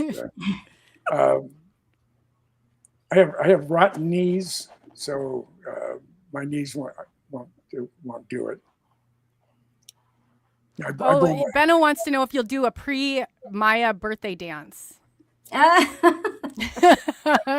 He'll kill me for this. Benno, remember, nothing is off limits to me, as you told me before. Well, let me just start it. You need some theme music. Wait, where's the dollar bills? Yeah. That's awesome. This is getting bad. I know. It just went downhill in like seconds. I have a clip of you. I took a jacket off or something on it. It was so funny. Once in a while I'll go back and I just laugh about it. And then I didn't think you caught it, and you're just razor sharp on it. I was like, man, how do you watch everything? Well, no, when I'm on a podcast with somebody, if it's at someone's office and your studio backed up, I look at everything in the background. You do. You've caught me a couple times on stuff, and I'm like, how did you even? You're just like on it. I'm like, man, nothing gets by Jim Goodall. I don't care what you say about your vision. You got to have razor sharp vision. It's amazing. Good looking women have gotten away with by Jim Goodall. But that's the nicest thing you've ever said to me, Jim. Right there. I like you. There's not. I think it's hilarious, though. We've always had this relationship. I remember one time you got so frustrated with it. You're like, I don't want to sound like her. We were like, it was like, I said, this is what I live for with Jim Goodall. I love it. Yeah. Well, and people ask me, because I've had access to so much stuff that's happened in the spooky world, and I've met a lot of the original people out there. And I just had a brain fart. The thought just went. Well, yeah, I was kind of throwing you for a loop there. I threw you off. One time you got so frustrated at me. I can't remember what it was, but you blurred. It was so funny. I'm going to find some old clips of you. We're going to come on because there's some like classic moments where I've said there's nobody that zung me like you have before. It's hilarious. I love it. Yeah. I have a question from Sam here for you, if you want to answer it. Sure. She wants to know if you've seen anything inside Area 51 you can share. Let me preface this way. Someone asked me, what do you keep to yourself? I said, I keep nothing to myself. He doesn't. Because if I were to get hit by a truck on my way to the bathroom tonight, that goes with me. So if I learn something, there's going to be a number of people, and they're going to be diverse. I would tell Doc Skinner. Yeah, I would tell the Cousin Brothers. I would tell Michael Stratt. You would call Coley and tell her too. Yeah. and of course Dave Scott. And it's something I feel I would. I don't keep anything. And I'm blessed with a real good memory. Even smoke, and I don't smoke a lot of weed because of my brain surgery 40 years ago. I have had a constant headache on a scale of 0 to 10. I've had a 4 headache for 40 years. I know you do. I know you. That's horrible to suffer that chronic pain. And if it got out of the way, I would end up in a fetal position for 3 days. And I consumed an almost lethal dose of Tylenol extra strength and Advil. Three Tylenols and 2 Advils every 4 hours around the clock for 10 years, just to keep my head on my shoulders. I don't drink at all. No, I know that. I've thrown up with the best of them in my youth, but I used to like a good wine, but since my surgery, any alcohol gives me a splitting headache. So I don't. So I've been everybody's designated driver forever. That's even better. It's not worth it anymore. The DD. Yeah. Everybody likes the DD. Yeah. How you could get up there and rip up that rug though without any that's a talent all on its own. Well, one of the things that happened when they took the tumor out, they severed my auditory nerve on my left ear.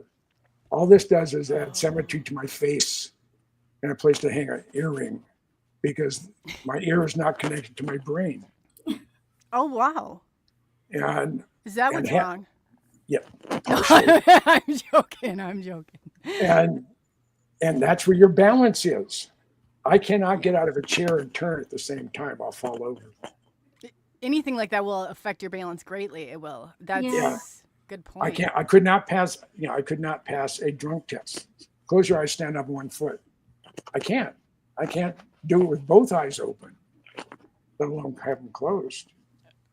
Yeah, you're right. That throws it completely off balance because I've had stuff before and was like, you lose that. I got to a point in my life where if I don't like you, I'm not going to say anything bad other than doorbell. I'll ignore you. And sometimes that's worse than slamming the person for being a jackass. I just, that's the part of it where usually you can get once in a while be able to get a reaction out of you, but when I say you don't, that's exactly like a dead. I mean, Jim just sits there and I'm like, this is so painful sometimes. Yeah, I love it though. Nothing surprises me anymore, and same. Well, if I had a scoop, I would give Coley the scoop. No, they're talking about before you, because I think they think it's funny that we had they probably haven't seen the dynamic. It's been a while since you've been together, but you don't take crap from, I mean, where I would sit there, I have a hard time sometimes keeping a straight face. I know it. And I just look at you, I'm like, man, how are you doing this? You're like nerves of steel over there. No, it's just that, you're not gonna let me have a day. I'm a storyteller, and they're all based on real life experiences. And I've been blessed with a real good memory. And I've razor sharp. And I've not like it used to be. I could read. This is before the internet, and I would go to a library and I would read all the news magazines because there was no such thing as the crap news network and stuff like that. I know. Think of what we believe. And someone would be talking, and it was me, say it was Business Week or Newsweek or Time, and they say something. I said, I read the article, and it said, but I'd close up. On page 37, about 3/4 of the way down on the right column, it says, and I would be able to, if I read it, I could remember it. Photogenic memory. No, because I'm absolutely terrible on names. Mm-hmm. I never forget a face. Better than I can remember what tomorrow's date is. So you're like, you call me by my birth name. Yeah, I'm like I'm like I don't know. Yeah. It's impressive. It's very impressive. No, I just I know. I've been blessed with a real good memory, and now you have the difference between myself and my wife, who has no memory. Oh God, yeah. When I went out I wasn't going to see Michael Schratt this past weekend. And I was going to go over to the Cousin Brothers, but I say Brent was gone. And there's I was reading a thing from the U.S. Geological Survey, and they said there's been a whole series of minor quakes up and down the San Andreas, and they're expecting. They said there's an 80% chance that anywhere between a 7.1 and a 7.9 earthquake east of San Diego. And I just drove through there. I mean, that's why I said get the hell out of here because I didn't want to be stuck in L.A. God forbid. Oh God. I remember when the 405 crashed down. That was. When they had the fire, or when they had the earthquake. When they had going to the stadium, I think it was an earthquake. I want to say there was that collapse. Bridge and a couple other bridges, right? That one. Yeah, I was underneath the Hollywood sign for the Northwoods quake. I was in Simi Valley for the February 71 quake. I was in downtown San Francisco for a 7.2, and that was Lama Prieta earthquake. So I had, at one time, Stu Brown from Property Science was going to do an article, the guy who's a earthquake magnet. Oh, And yeah. but one of the things I would love to hone my capabilities on. Over the years, I've had multiple dreams or visits or views of world-changing events.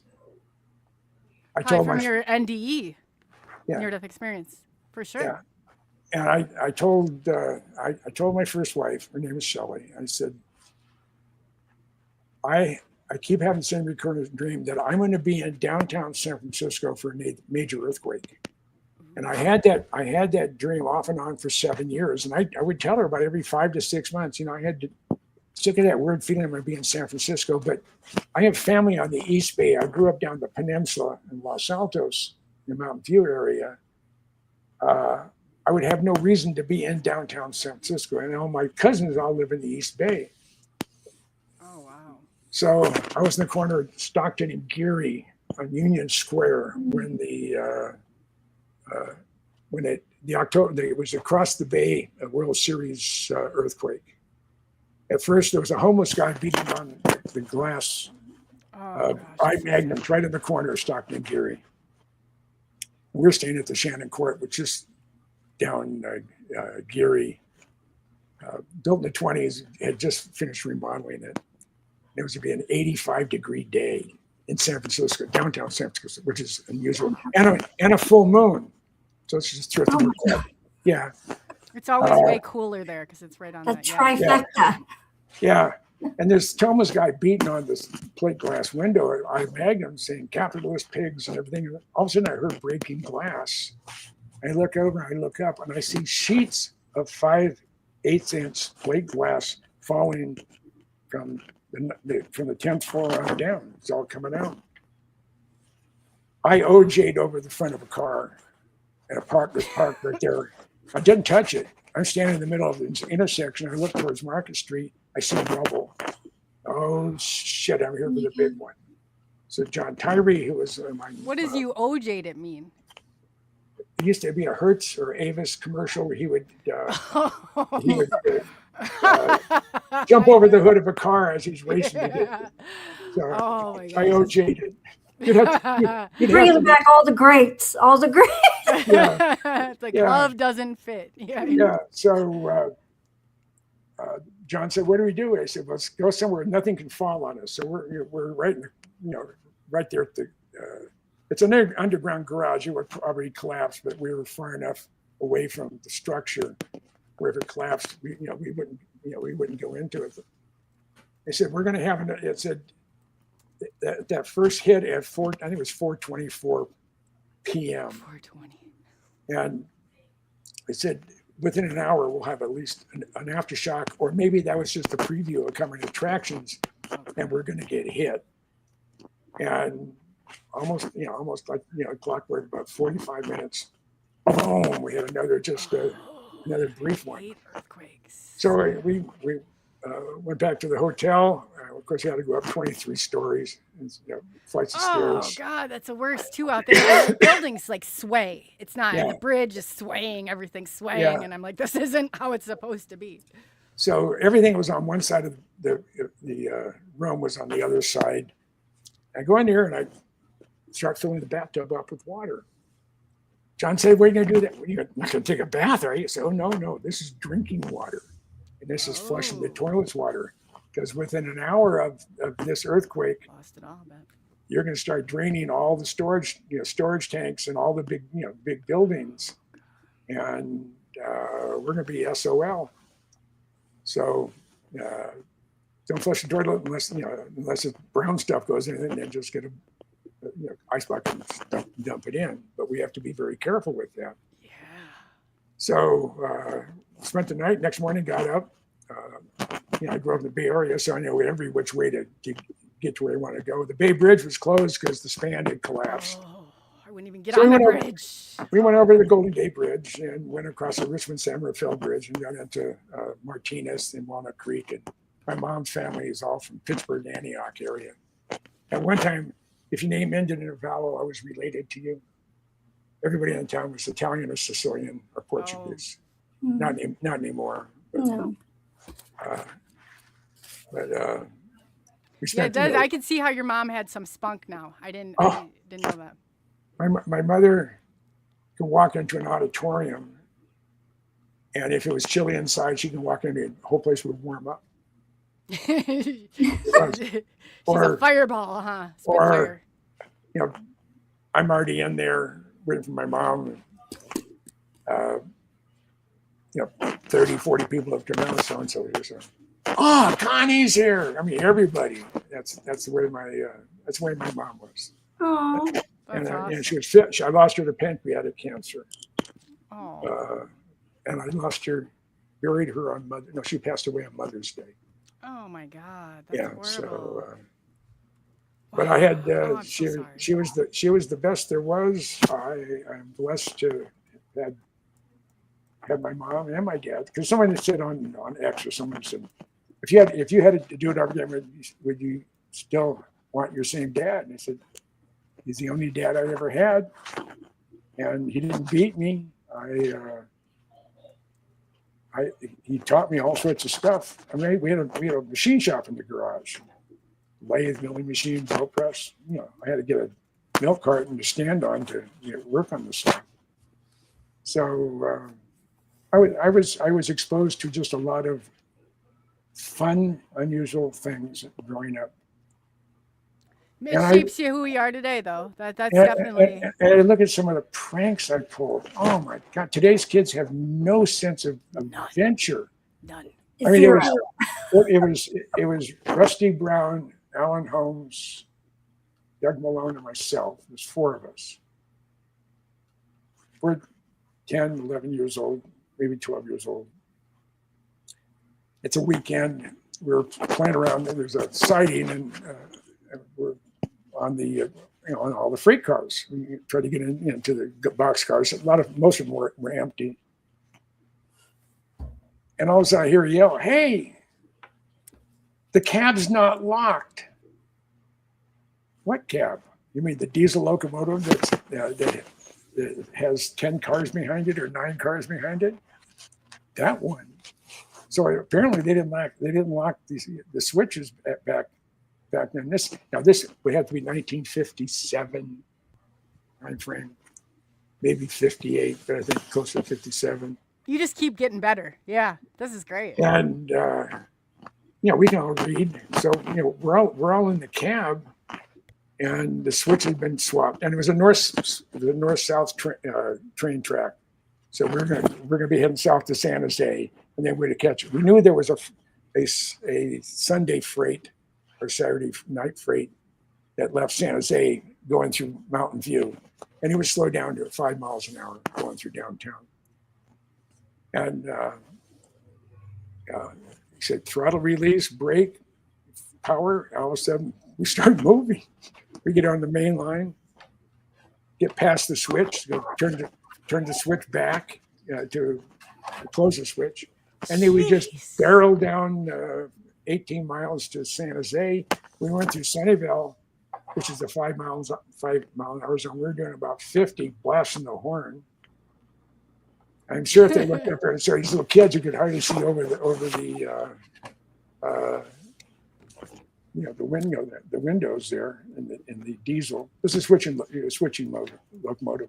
We got into San Jose.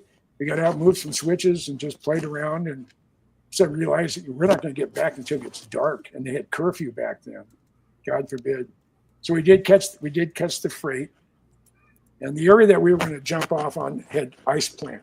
If you're in California, you know what it is. It's a succulent. You're going to turn it into a Kermit the Frog. You're just going to green yourself, depending on how hard you hit it. And the trains are going slow, 5 miles an hour. And we just jump and go. So we get there. It's getting dark. We have our bicycles. Now, how in the hell we have about 2 miles to ride our bikes, And if cops see three kids out at 10 o'clock at night, you're in trouble. So the train station was closed. The doors were open, but the ticket thing was closed. So we got the cigarette machine, turned it upside down, and shook it. Got about 20 packs of cigarettes and maybe $10 worth of quarters and stuff. Put it back. They said, how are we going to get back to Rusty's place, because we were camping out in the backyard. They had an acre or so. So Rusty said, "Oh, there's a step van just parked right just around the back. It's not locked. Our bikes will fit in the back. I know how I can probably hotwire it." Stole the car. You stole the van? Yeah. Oh, It said United States Postal Service on it. So a train, some cigarettes, and a car in one Then he night. put the $10 in quarters back. Okay, I got that. Then you're stealing. You only get better. You only get better. Yeah. So and then we stopped about a quarter miles from Rusty's house. And Rusty Nails. Yeah. I'm joking. And just parked the post office. The stolen federal borrowed it. van you now stole. Yeah. It was in good shape. About 3 weeks later, I hear some kid in the cafeteria at lunchtime. His dad was management, and I think it was Santa Fe, or it wasn't the Union. It wasn't the big one, but it was. I think it could have been Southern Pacific. I don't know. It was one of them. But his dad worked there, and I heard the kid talking at lunch. This is the cafeteria, and I said, "Yeah, they don't know how it got down here." Said they just been missing for 3.5 weeks. Oh well. Oh man, think of that. So you didn't get in trouble for this, right? No. Your mom didn't find out. No. Because I'm sure you'd been in big trouble. No. If my mom knew half the stuff, if my mom knew 1/10 of the stuff. Yeah, but she had a real good spirit to her too. Oh. I'm up in Seattle. This is 1970, 69, 70. I'm having a cup of coffee with my mom, and she asked me, said, Jimmy, says, do you ever smoke that, what they call it, marijuana? I said, yeah. I said, yeah, why? I said, I'm just curious. I said, you want to try some? Well, no, just curious. I had a cool mom. Man. Everybody loved my mom. Everybody loved me. See, you were cool back in the day too. I was a nerd. I didn't get laid until I went in the service. But I made up for lost time once I found out what it was used for. You had some hot, what do they call it, hot pants? Yeah, no, I had, and then I ended up, I had when I first got out of the service, I ended up working for the phone company. And because of my experience in the Air Force, they gave me 4 years wage credit.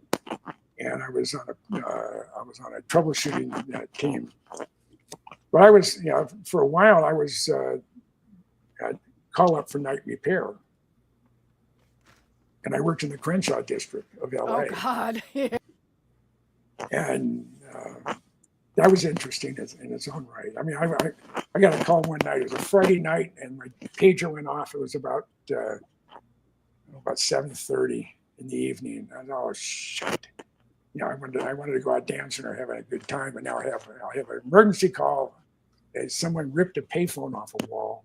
I had to go recover it and then put a temporary phone in for emergencies and a bunch of other stuff. So I drive down. We called the jungle. And that was what they called it back then. And the people who lived there that's what they called it as well. It was but on Western Avenue, in Santa Barbara, just east of Western, was a nightclub. I can't remember the name. I was going to say, because Crenshaw, I got lost there when I lived out in LA, worked there, and I remember running down and right into Crenshaw. I was like, oh my gosh, Yeah. This isn't the place to be lost. Yeah. Is all I But knew this was a California club. on Santa Barbara. It's now Martin Luther King Oh, I Boulevard. love Santa Barbara. I love Santa Yeah. Barbara. Oh, that's one And of my I favorites. look up the marquee, and these are the bands that are playing there. Because not that far away is Baldwin Hills, which is the Black Beverly Hills back in the 60s and 70s. Oh, God, yeah.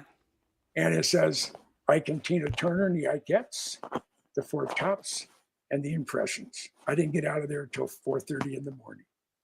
But when I walked in there, it was like an Animal House when they guys go in and they see Otis Day and the Knights. Hey, Otis! All of a sudden, it was like someone hit the mute switch, and all you Like saw Otis were from the guy that used to go lock himself in the jail when he got. I used to call everybody Otis. Is that what you're talking about? Animal House. Oh, Animal. Yeah. I get it now. That's funny. That is funny. Yeah. That was just like that. And I said, hey, I'm from the phone company. And all of a sudden I became invisible. It only took me about 10 minutes to do what I had to do when I secured the pay phone, put in a temporary phone. Just regularly pick it up. And They didn't know you had stolen cars at this point, dumped over vending machines. I mean, they had no point. They know no clue. Stolen trains. Yeah, federal vans. I mean, yeah. I had all these escapades on a 3x5 card with dates, names, and just my cliff notes on that particular event. I had over 500 of these cards, and my ex-wife and all her love and caring about her ex-husband to be threw them all in the garbage. Oh, she was nasty, wasn't she? Yeah. Wow. So I do. It doesn't take much for me to to remember stuff. No, I know that. And I know that. And again, I'm blessed with a good memory. Yeah, but your dad's got a very, very high IQ. You tell me that the apple didn't fall far from the tree, right? No, I know mine's above 145. That's what I was told. I bet you're right up there too. Mine's. But it's right about where under your dad is. But I didn't even know. I always thought I had it wrong. But that it seems like that runs in this whole thing, and they that's how they're able to ID some of us for whatever reason they want to. But it just seems like that's a huge indicator right there. Red flag goes up. Yeah. No, I just I'm blessed with a good head on my shoulders. A wicked sense of humor. Yeah, because I just there's a lot of things I just don't give a shit about. No, you don't, and you don't even. It's not like you don't apologize for it. You go in and you own it. That's right there is a classic Jim Goodall, and I was like, you gotta love him. You absolutely gotta love him. Well, I am what I am, and I'm sticking to it. So. It's your story, and you're sticking to it. I wanted to get the song that I wrote you. I did a little song, and I wrote you in on part of it. I was gonna, when we were done, I was gonna go on the exit so you could hear it, but I'll send it to you if for some reason I can't. I don't know. So, but I was gonna try. If anybody has any questions, we can keep Jim on here for another 10 minutes. Let's do that right now because I'd love for you to hear it. It was like seriously, I've been waiting for you to actually hear it. Come on and hear it. Yeah. Well, I mean. You and Myra had a subject you were going to be talking about. I haven't allowed Myra to say anything. You've been sitting back there, all cute and pretty, just sitting there, just all cute and pretty. Yeah. Here, Myra, you take it for the live while I get this uploaded for Mr. Goodall here. Okay. Jim Goodall. He's good. Goodall. How did you say what it was? The good. I like the way you said it before. I'm good all the time. Good. Yeah. So. Yeah, I just want to get this really quick so we can set out and go out on the good Jim Goodall. I like that. So is there anything you can tell us that you saw in Area 51? That question. I wish I had. I mean, I live here in Tucson, or actually Oro Valley, which is a northern suburb of Tucson, but we're still in Pima County. We don't have any street lights out here. Oro Valley was incorporated in 1974, so it's not a real old town. But you go outside and you can still, once your eyes adjust, you can see the Milky Way. Yeah, no light pollution. And Karen Hill, who is the MUFON Tucson chapter president, she sent me an image. She was outside looking up north of downtown Tucson, and she photographed a TR-3B. Oh, wow. And I was out there at the same time, and I'm always looking, whether it's an overcast night or not. I'm out there almost every night, except during the winter. It's a little bit too cold to smoke weed out there, so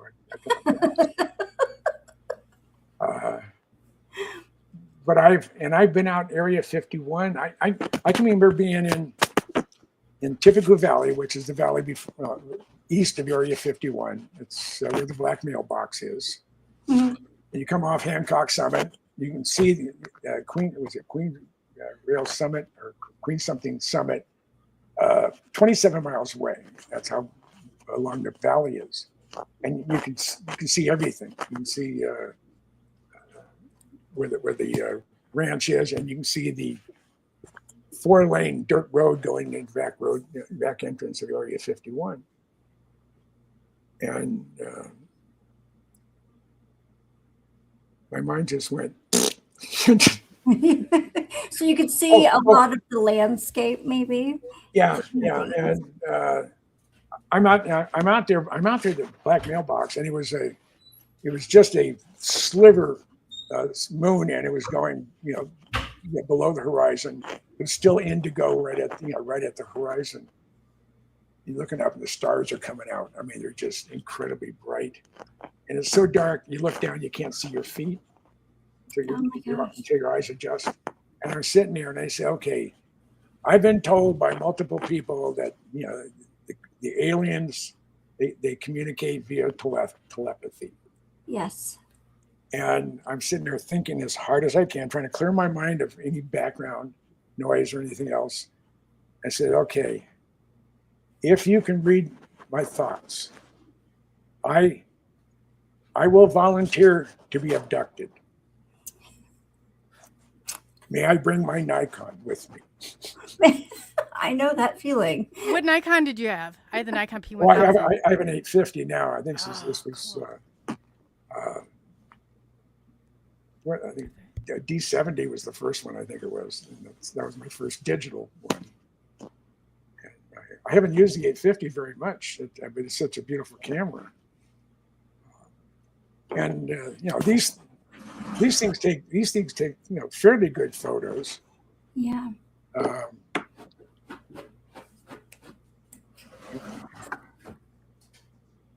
It's hard to take pictures in the dark with those, though, I've noticed. I took a picture. This had to be 2 winters ago. 12:24 a.m. middle of the night. There are every light in the house is turned off. There's no external lights, and there's no lights in the neighborhood. So it is pitch black. And behind the pool area, we have a fence, and there's a wildlife corridor, and then an abandoned golf course after that. And it had snowed. Our winters last an hour and a half, 2 hours, sometimes 10 hours. But no more than a day, and then it goes from fall to winter, then spring. So I just said, I wonder if the phone will pick up anything. Took a picture of it. I was blown away. I was able to hold it really steady, and it was like I had a floodlight on, illuminating just the snow, and everything else was dark and dreary. I was really impressed by that. Yeah, that was just an iPhone 13. So, but I have for going out in the desert. Whenever I'm near the desert, I have my Nikon, my 850, and I only have a 70 to 200 zoom. They're crazy. Mine comes out like this far. It's insane how far it comes out. Yeah, and I really would like to get a 600 millimeter, but those things weigh a ton, and you need a monopod or a tripod with them. And at 81, I'm not going to taking my Corvette down the fence line at Tonopah Test Range or down a dirt road, a sort of dirt road in the back road into Area 51. But no, I just I like Nikons. Canon, I can't say anything bad about Canons. And those are the two that the professionals, news people use as far as a digital camera. And now the Nikons, they've gone to they started out with the Z2 or Z6 or whatever. Now it's a Z10. But it's just because they used to have the Nikon P1 and then they went to the P1900. So you must have it must be after that the 850 came out. Well, the 850 has interchangeable lenses. The Nikon P1000 had a fixed lens. You went from 35 to 300 or. Yeah, it was like this long. I'm not joking when it came out, and then it extended. It zoomed even further. You could get close-ups of the moon, no problem. Yeah. So I guess you can get, but yeah. Wow. Well, Jim, this has been absolutely wonderful. I mean, it's good to see. I was worried because he had that back stuff going on, and I was so glad when he called because I missed it, and I was like, man, I really I've been, I've been missing you a lot. Well, I always say that I've been very, very healthy, other than a brain tumor. But I encountered 2 episodes of melanoma this year. And they took a big chunk out of my shoulder. Oh, I didn't know that. And my nose. And I hope they said you can't damage this glorious thing. It's all I have. It seems like you've got some really immensely strong angels or protectors. All the times that you could have possibly died, you're definitely here for a reason. And I've just met you, so. Yeah. I mean, no, it is, as I look back, and I'm absolutely dumbfounded that I made it past 21. I'm surprised I made it out of the service.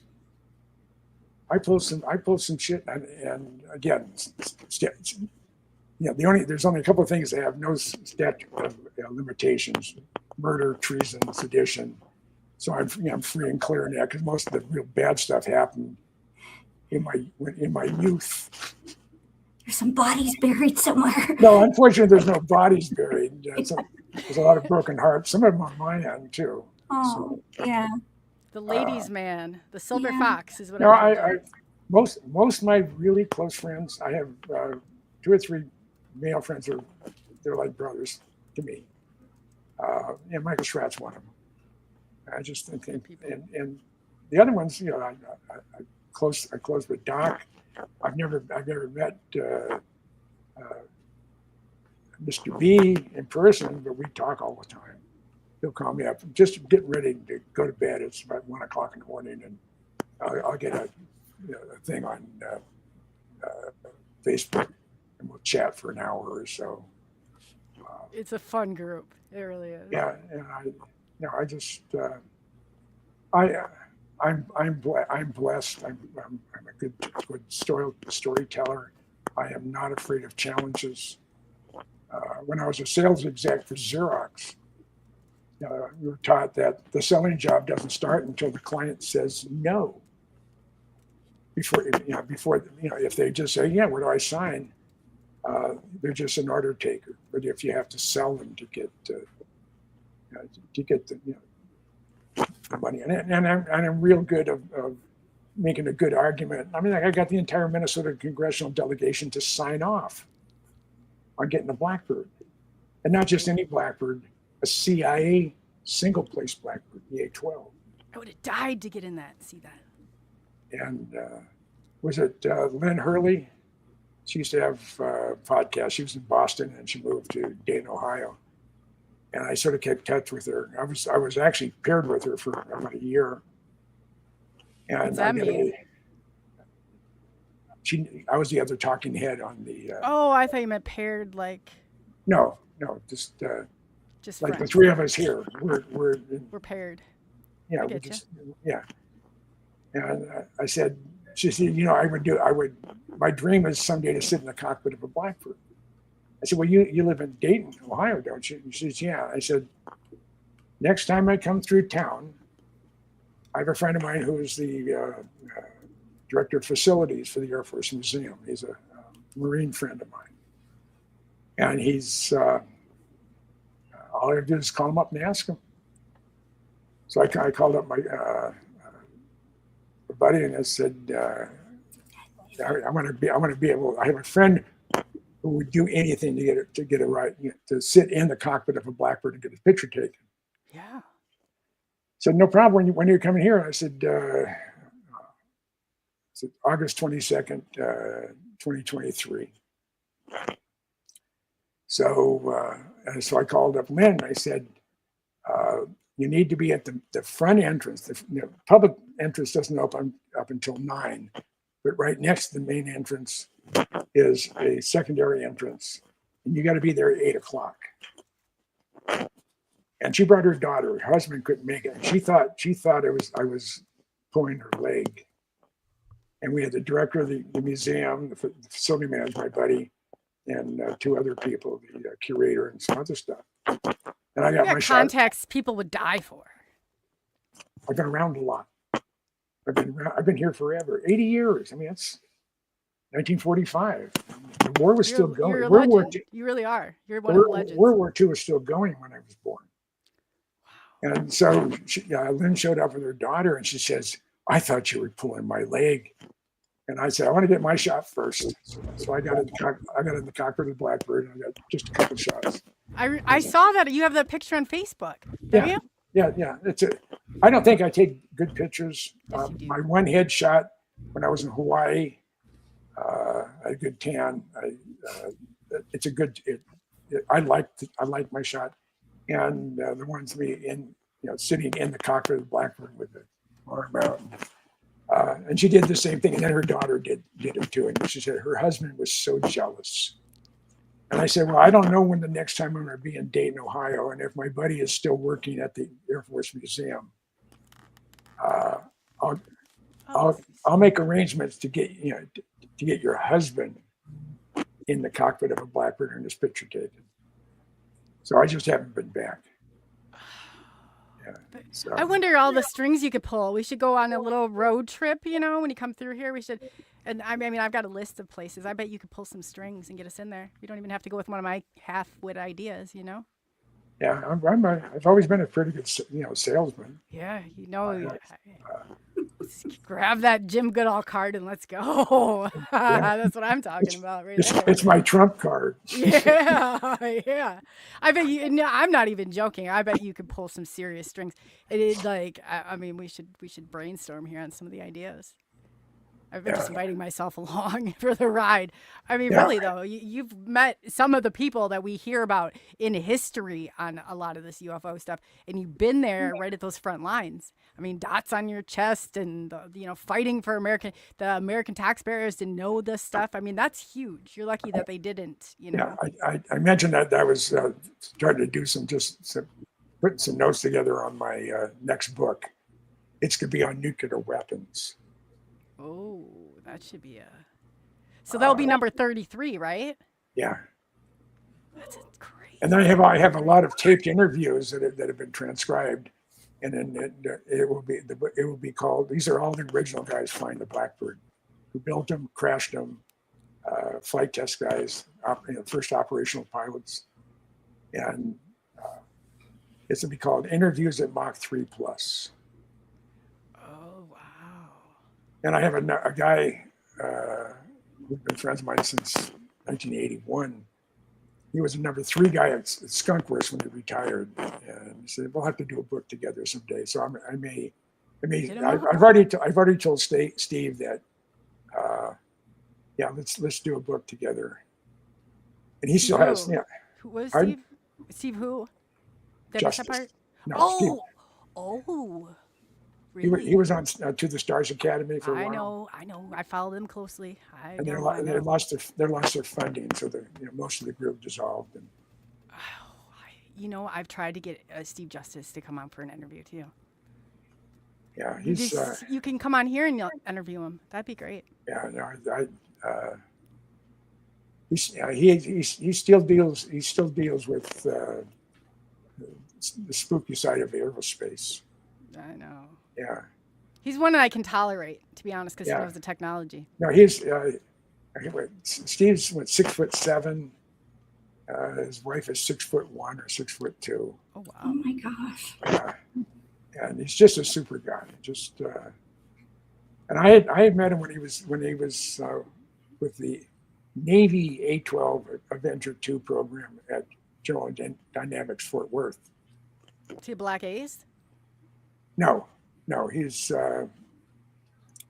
a composite guy, and he left when Lockheed was looking to take over General Dynamics. I think they moved him over to the Skunk Works, and he's been on. He knows what my passions are, and I've asked him over the years. I said, "Is there anything?" I said, "I know you can't tell me, and I know I can't. I'm not going to try to push it out of you. But is there anything that you're aware of that would get me excited?" He said, "There isn't anything that get me excited, and I get more excited than you do on the stuff that you say. Oh yeah, I know about that." But one of the things I did say when I was out, I did a book signing at the Skunk Works on June 3rd, 2021. I was at the Skunk Works. I remember that. And we were driving after the book signing. We were going to go over Wasn't the that site on the too. anniversary of something though that you did that? I thought. No, but it was just a 75-year. The 75. Book. Yeah. Yeah. And, No, that's awesome. Wow. And as we're heading over to Site 2 at Palm Dallas, where the U2 operation is, Jeff Babion, who was the vice president and general manager, I looked him square in the eye. We're in the back of the limousine. I said, "How much alien technology is utilized in Skunk Works programs?" And without batting an eye, I said, "None that I'm aware of." But that doesn't mean that technology like that may have been used on something that's above my pay grade. Oh, the black budget project Skunk Works they held a big chunk of that. Do you think he really didn't know? Yeah. Or he just probably couldn't say anything.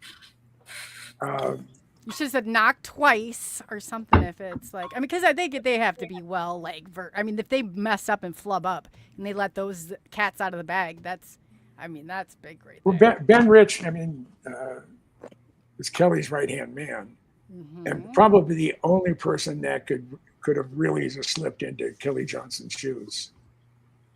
And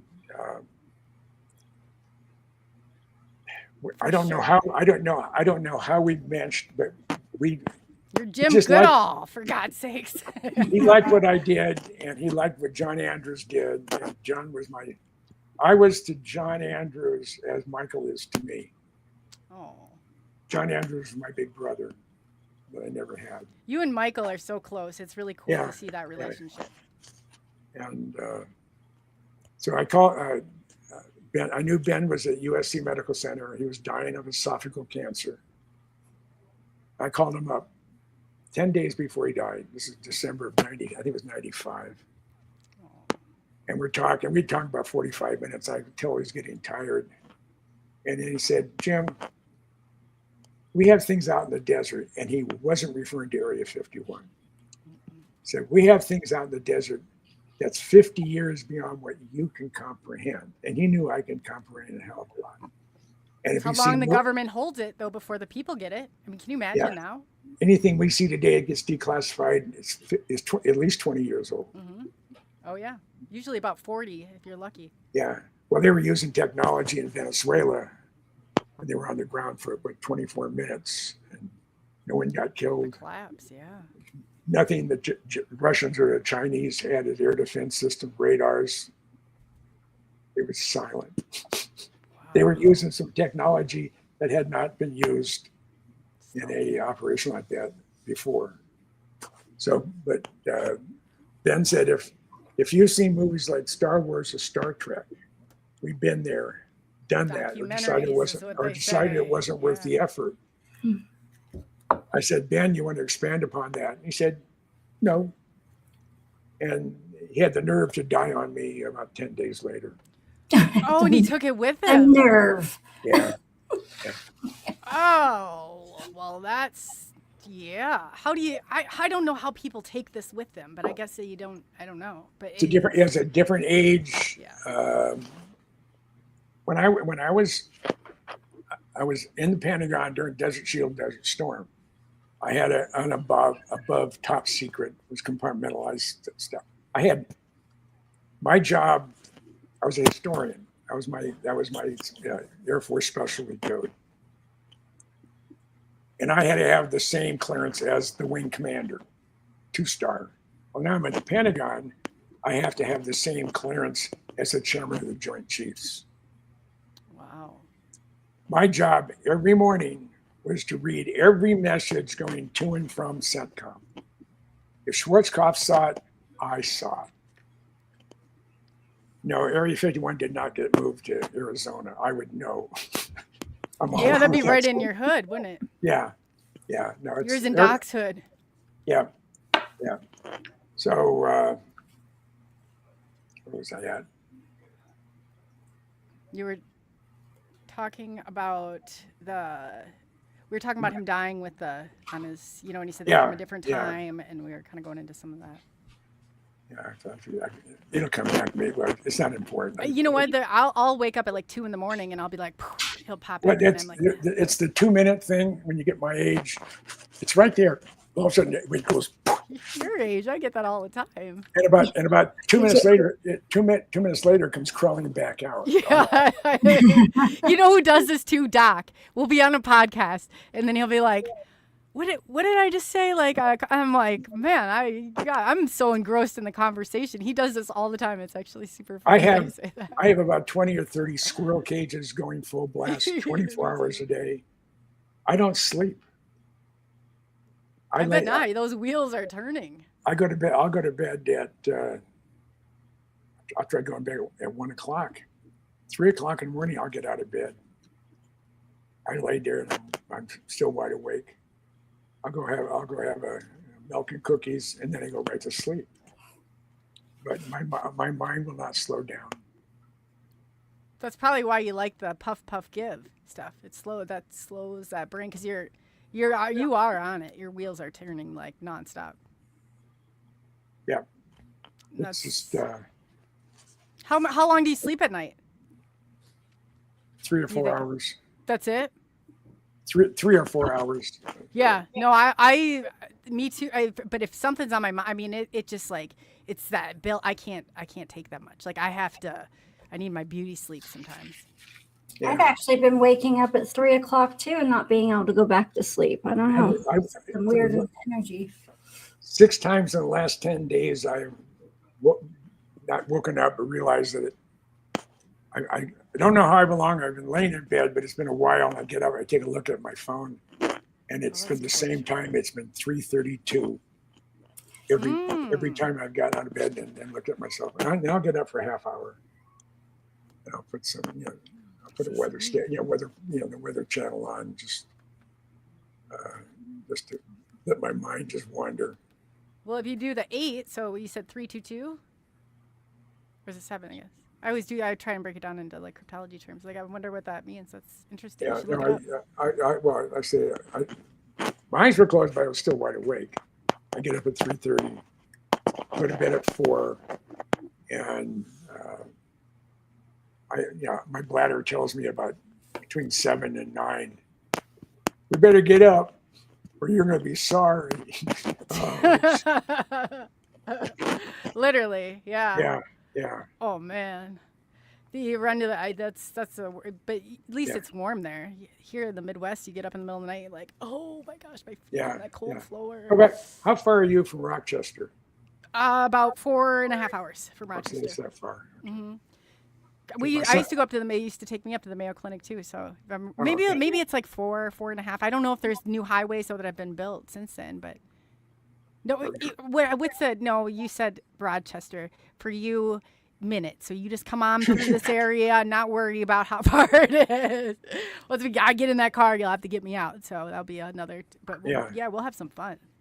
Yeah. So, but that's awesome. That's about it. And again, I took all the spotlight away from you, Mira.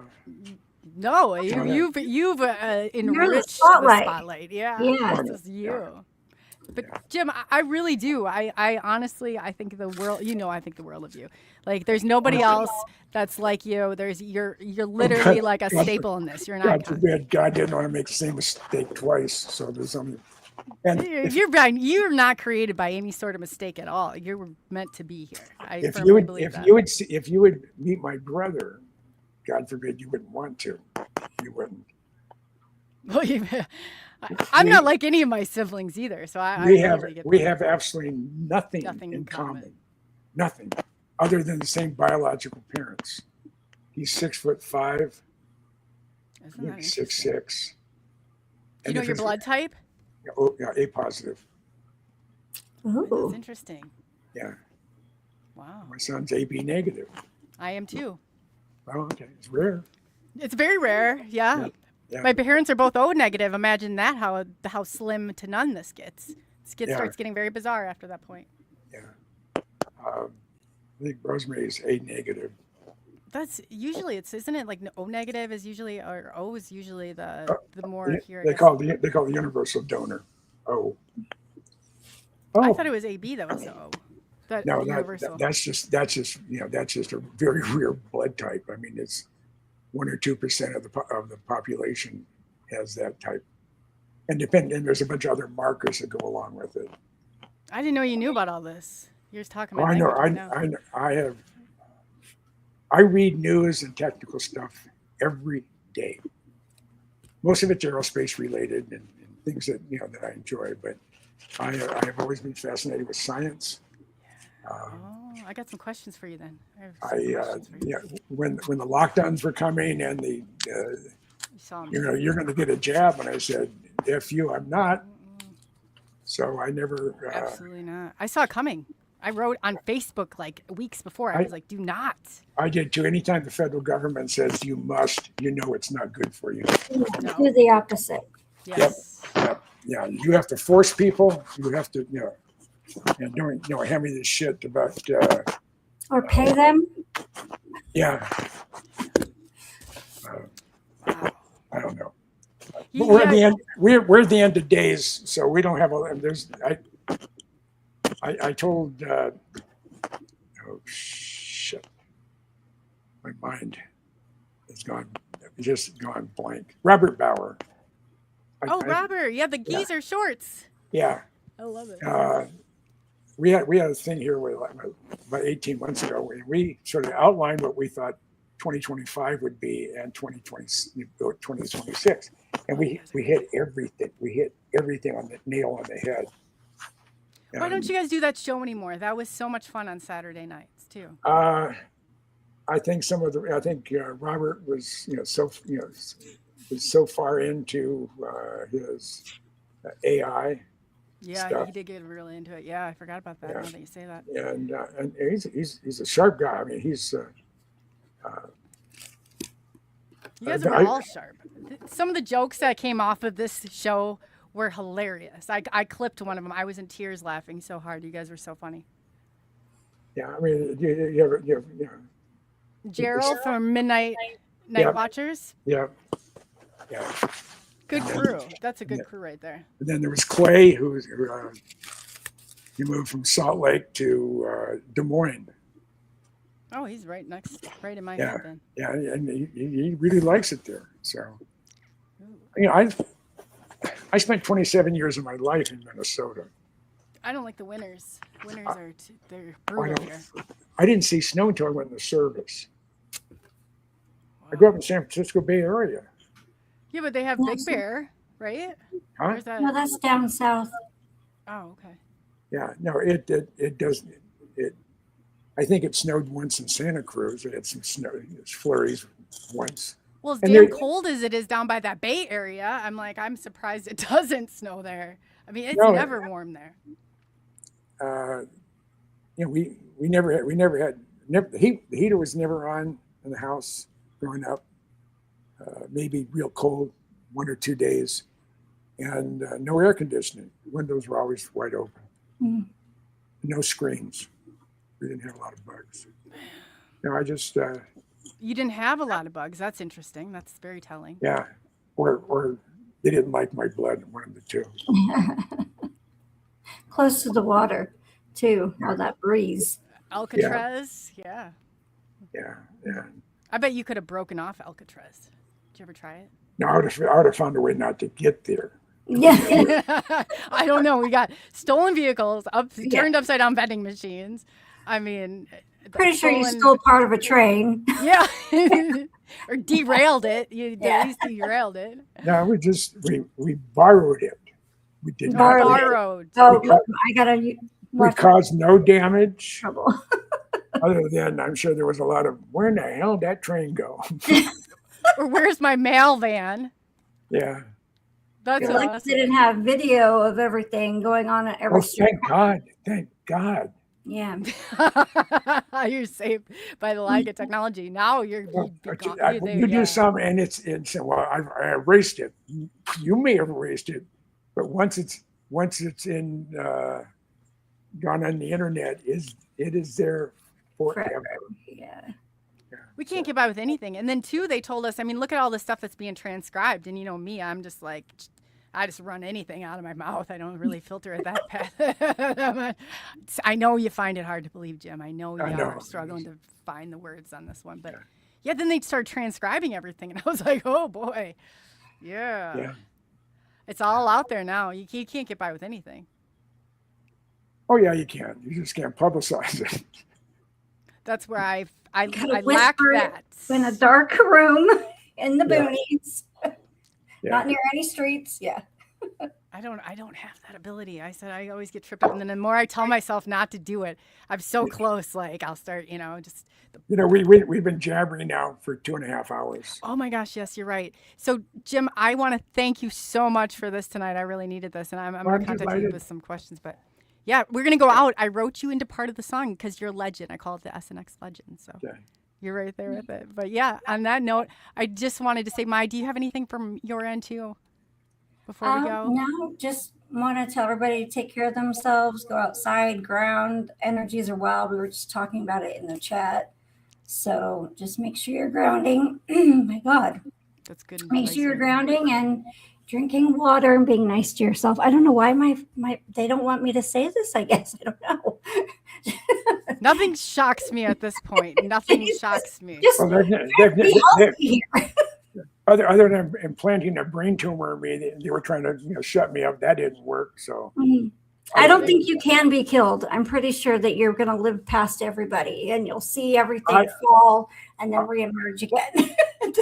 I told my first wife, I think earlier, I said this for 7 years that I was going to be in San Francisco for a major earthquake. Also, I had another vision that went on for 10 years, but it was so outrageous, I wouldn't tell anybody. And that was both World Trade Centers coming down. I had that, and that was so over the top, I couldn't say anything. And I've had the same reoccurring, I don't know if a thought, not really a dream, but a thought embedded in my head somewhere that I'm going to be in Seattle when the big one hits.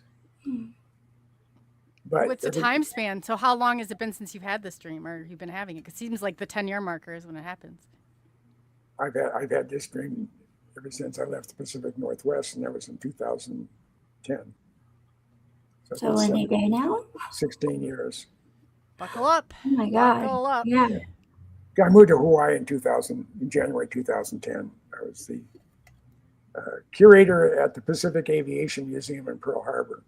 That was my fun job. I lived in Waikiki. I lived at the Ilokai, and I knew every good dancer on the island of Oahu. I bet you ripped up that time. Oh yeah. I had my Harley, and I had an Audi. I didn't have my Corvette there. Did that lack the picking up the women without the Corvette? I bet that really just amped up that ante. I was good at picking up women without even having a car. So don't be modest. You didn't even need a car. Come on. I like how you talk about precognition like it's tying your shoe to. Oh yeah, I had a dream about this one and that. Yeah. Yeah, no big deal. No big deal. Living with that kind of strangeness and digesting it, Jim's. Yeah, you got that mastered. Yeah, It's no, not easy to do. No, and and one other thing, and you probably noticed it because you've seen me off and on over the years. My best friend, who I've known since September 9th, 1962, his name is Rick Brownham. He is my dearest, truest friend. He'd give his life for me. I know that. But he said, "I've never seen you down." I've never either. And I said, "Well, I try not to. I've always had a positive outlook. But again, sometimes if it wasn't for bad luck, I wouldn't have any luck. But I'm healthy. I had a bout with brain tumor. That's gone. My melanoma's gone. Wow. Cataract's been replaced." People don't realize, though, a lot of times the hardest part is living in this world with everything going on around you. It's just like, especially, with the things that you got. I mean, you've had some huge challenges, and I've always seen you with a smile on your face. Never anything but. Yeah. That's and amazing. I use a lot of profanity when I drive. And it was just drive wives and girlfriends over my life nuts. I said, "So what did you say that for? Why did you use such language to that guy?" I said, "Because he's an asshole. He's driving like a jackass." I said, I'll scream at him inside a car with the windows down, windows up. I said, I get it out of my system, and then it doesn't bother me. Get it out. Yeah, absolutely. If I let it eat on me, for 400 miles, then I would get out and want to, kill the first person who looks at me cross-eyed. Right. Or kick the dog or something stupid. Yeah. Make sure getting it out where it needs to go safely. Yeah. So you got a lot. Those are some big shoes to live up to, Jim. A lot of us have some work to do before we get to there with you. I mean, you really do, though. Every time I've seen you, you're nothing but you bring that light, you bring that happiness, that cheer to everybody. I'm telling you, you're great. You really are. You're one of the legends. I'm honored, and I appreciate that. I've always tried to be a positive person. I know, and it's infectious. When I see you, then it's hard to and all those things that you've been through, and you're still smiling. Yeah, my dog is clicking at the door. Okay, well, Jim, we will. On closing, I just wanted to thank everybody real quick. Blazer, thanks for joining. Moon and Noon, thank you so much. Larry, welcome to the squad here. You got your hands full. Blazer, thank you so much. It's very appreciated. BMR, thank you. BMR and Moon, you have no idea. It means the world. So on that note, thank you for taking the journey into the unknown. I'm Coley, also known as Coley UFO. We got Jim Goodall down here and the lovely Miya StarFire. If you have not, go over and subscribe. Myra, it was an absolute delight meeting you, even though we didn't carry on much of a conversation. No. It was awesome listening to your stories. It was really nice meeting you too. Thank you so much. And again, one thing I've never required. Someone said, "Can I be on? Will you come on my show?" And I said, "Sure." I said, "Well, I don't have very many followers." I said, "I don't care. If I can help you any way I can, or if we just have a fun evening or shooting the shit, that's great." So if there's other people out there that would like to have me on. Heck yeah, look him up. And Jim, tell him where they can find you. You guys, he's not joking. I don't care if I literally was starting off a thing from ground zero. Jim doesn't think twice about that. That's the beauty of it. No, I have a limited amount of time left on this planet, and if I can help someone out, I'm not in it for fame or fortune. I'm infamous. There's too many people that I don't like know my name. I've never made a lot of money. I'm just a happy guy, and I manage to do a lot some things. He's got a very nice car, cool. Some wheels. I love my. I've always had hot cars. I've always had like his women. The car before my black Corvette, because this one's red.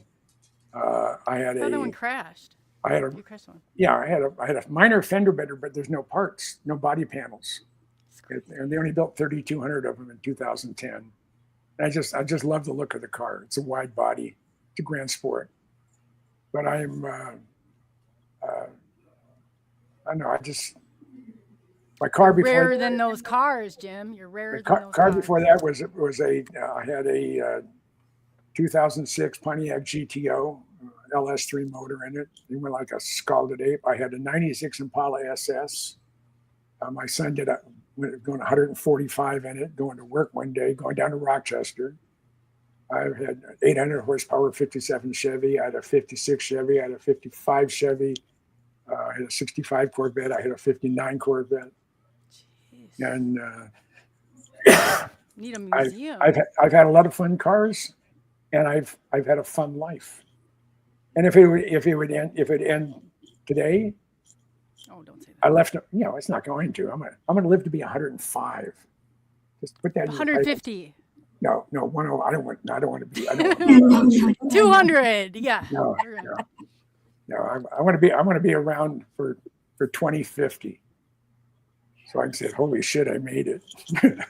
All in one plate. And many after that.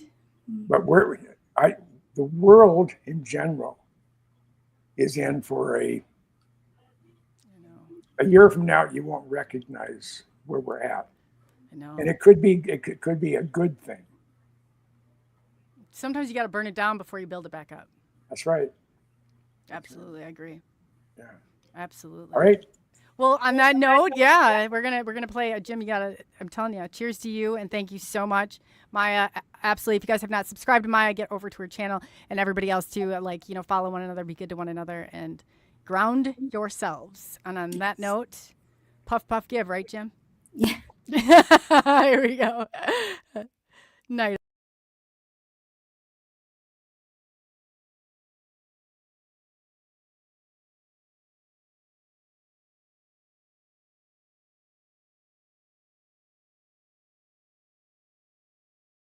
Now spinning past midnight.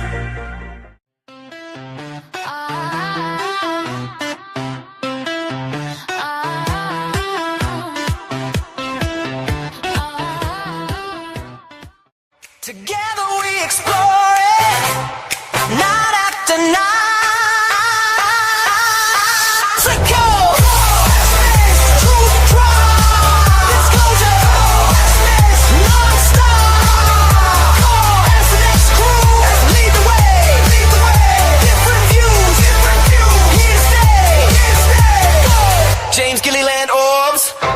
Contact shine, East City skies where the UFOs align. Daryl W. Sims, implants cross the line. Alien hunter evidence, truth redefined. Stephen Love Ray, phenomenal connections burning bright. Seth Breedlove, small town monsters, legends ignite. David Spinks, energy, hold and deep. Vibrations rising, awakening from sleep.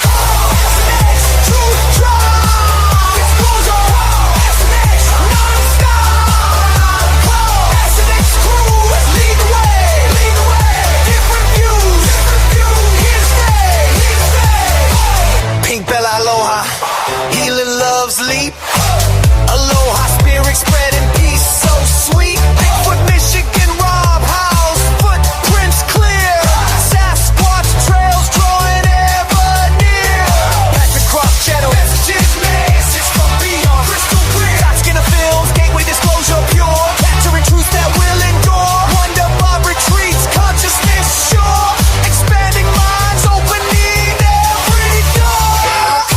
SNX, truth drive. Disclosure. SNX.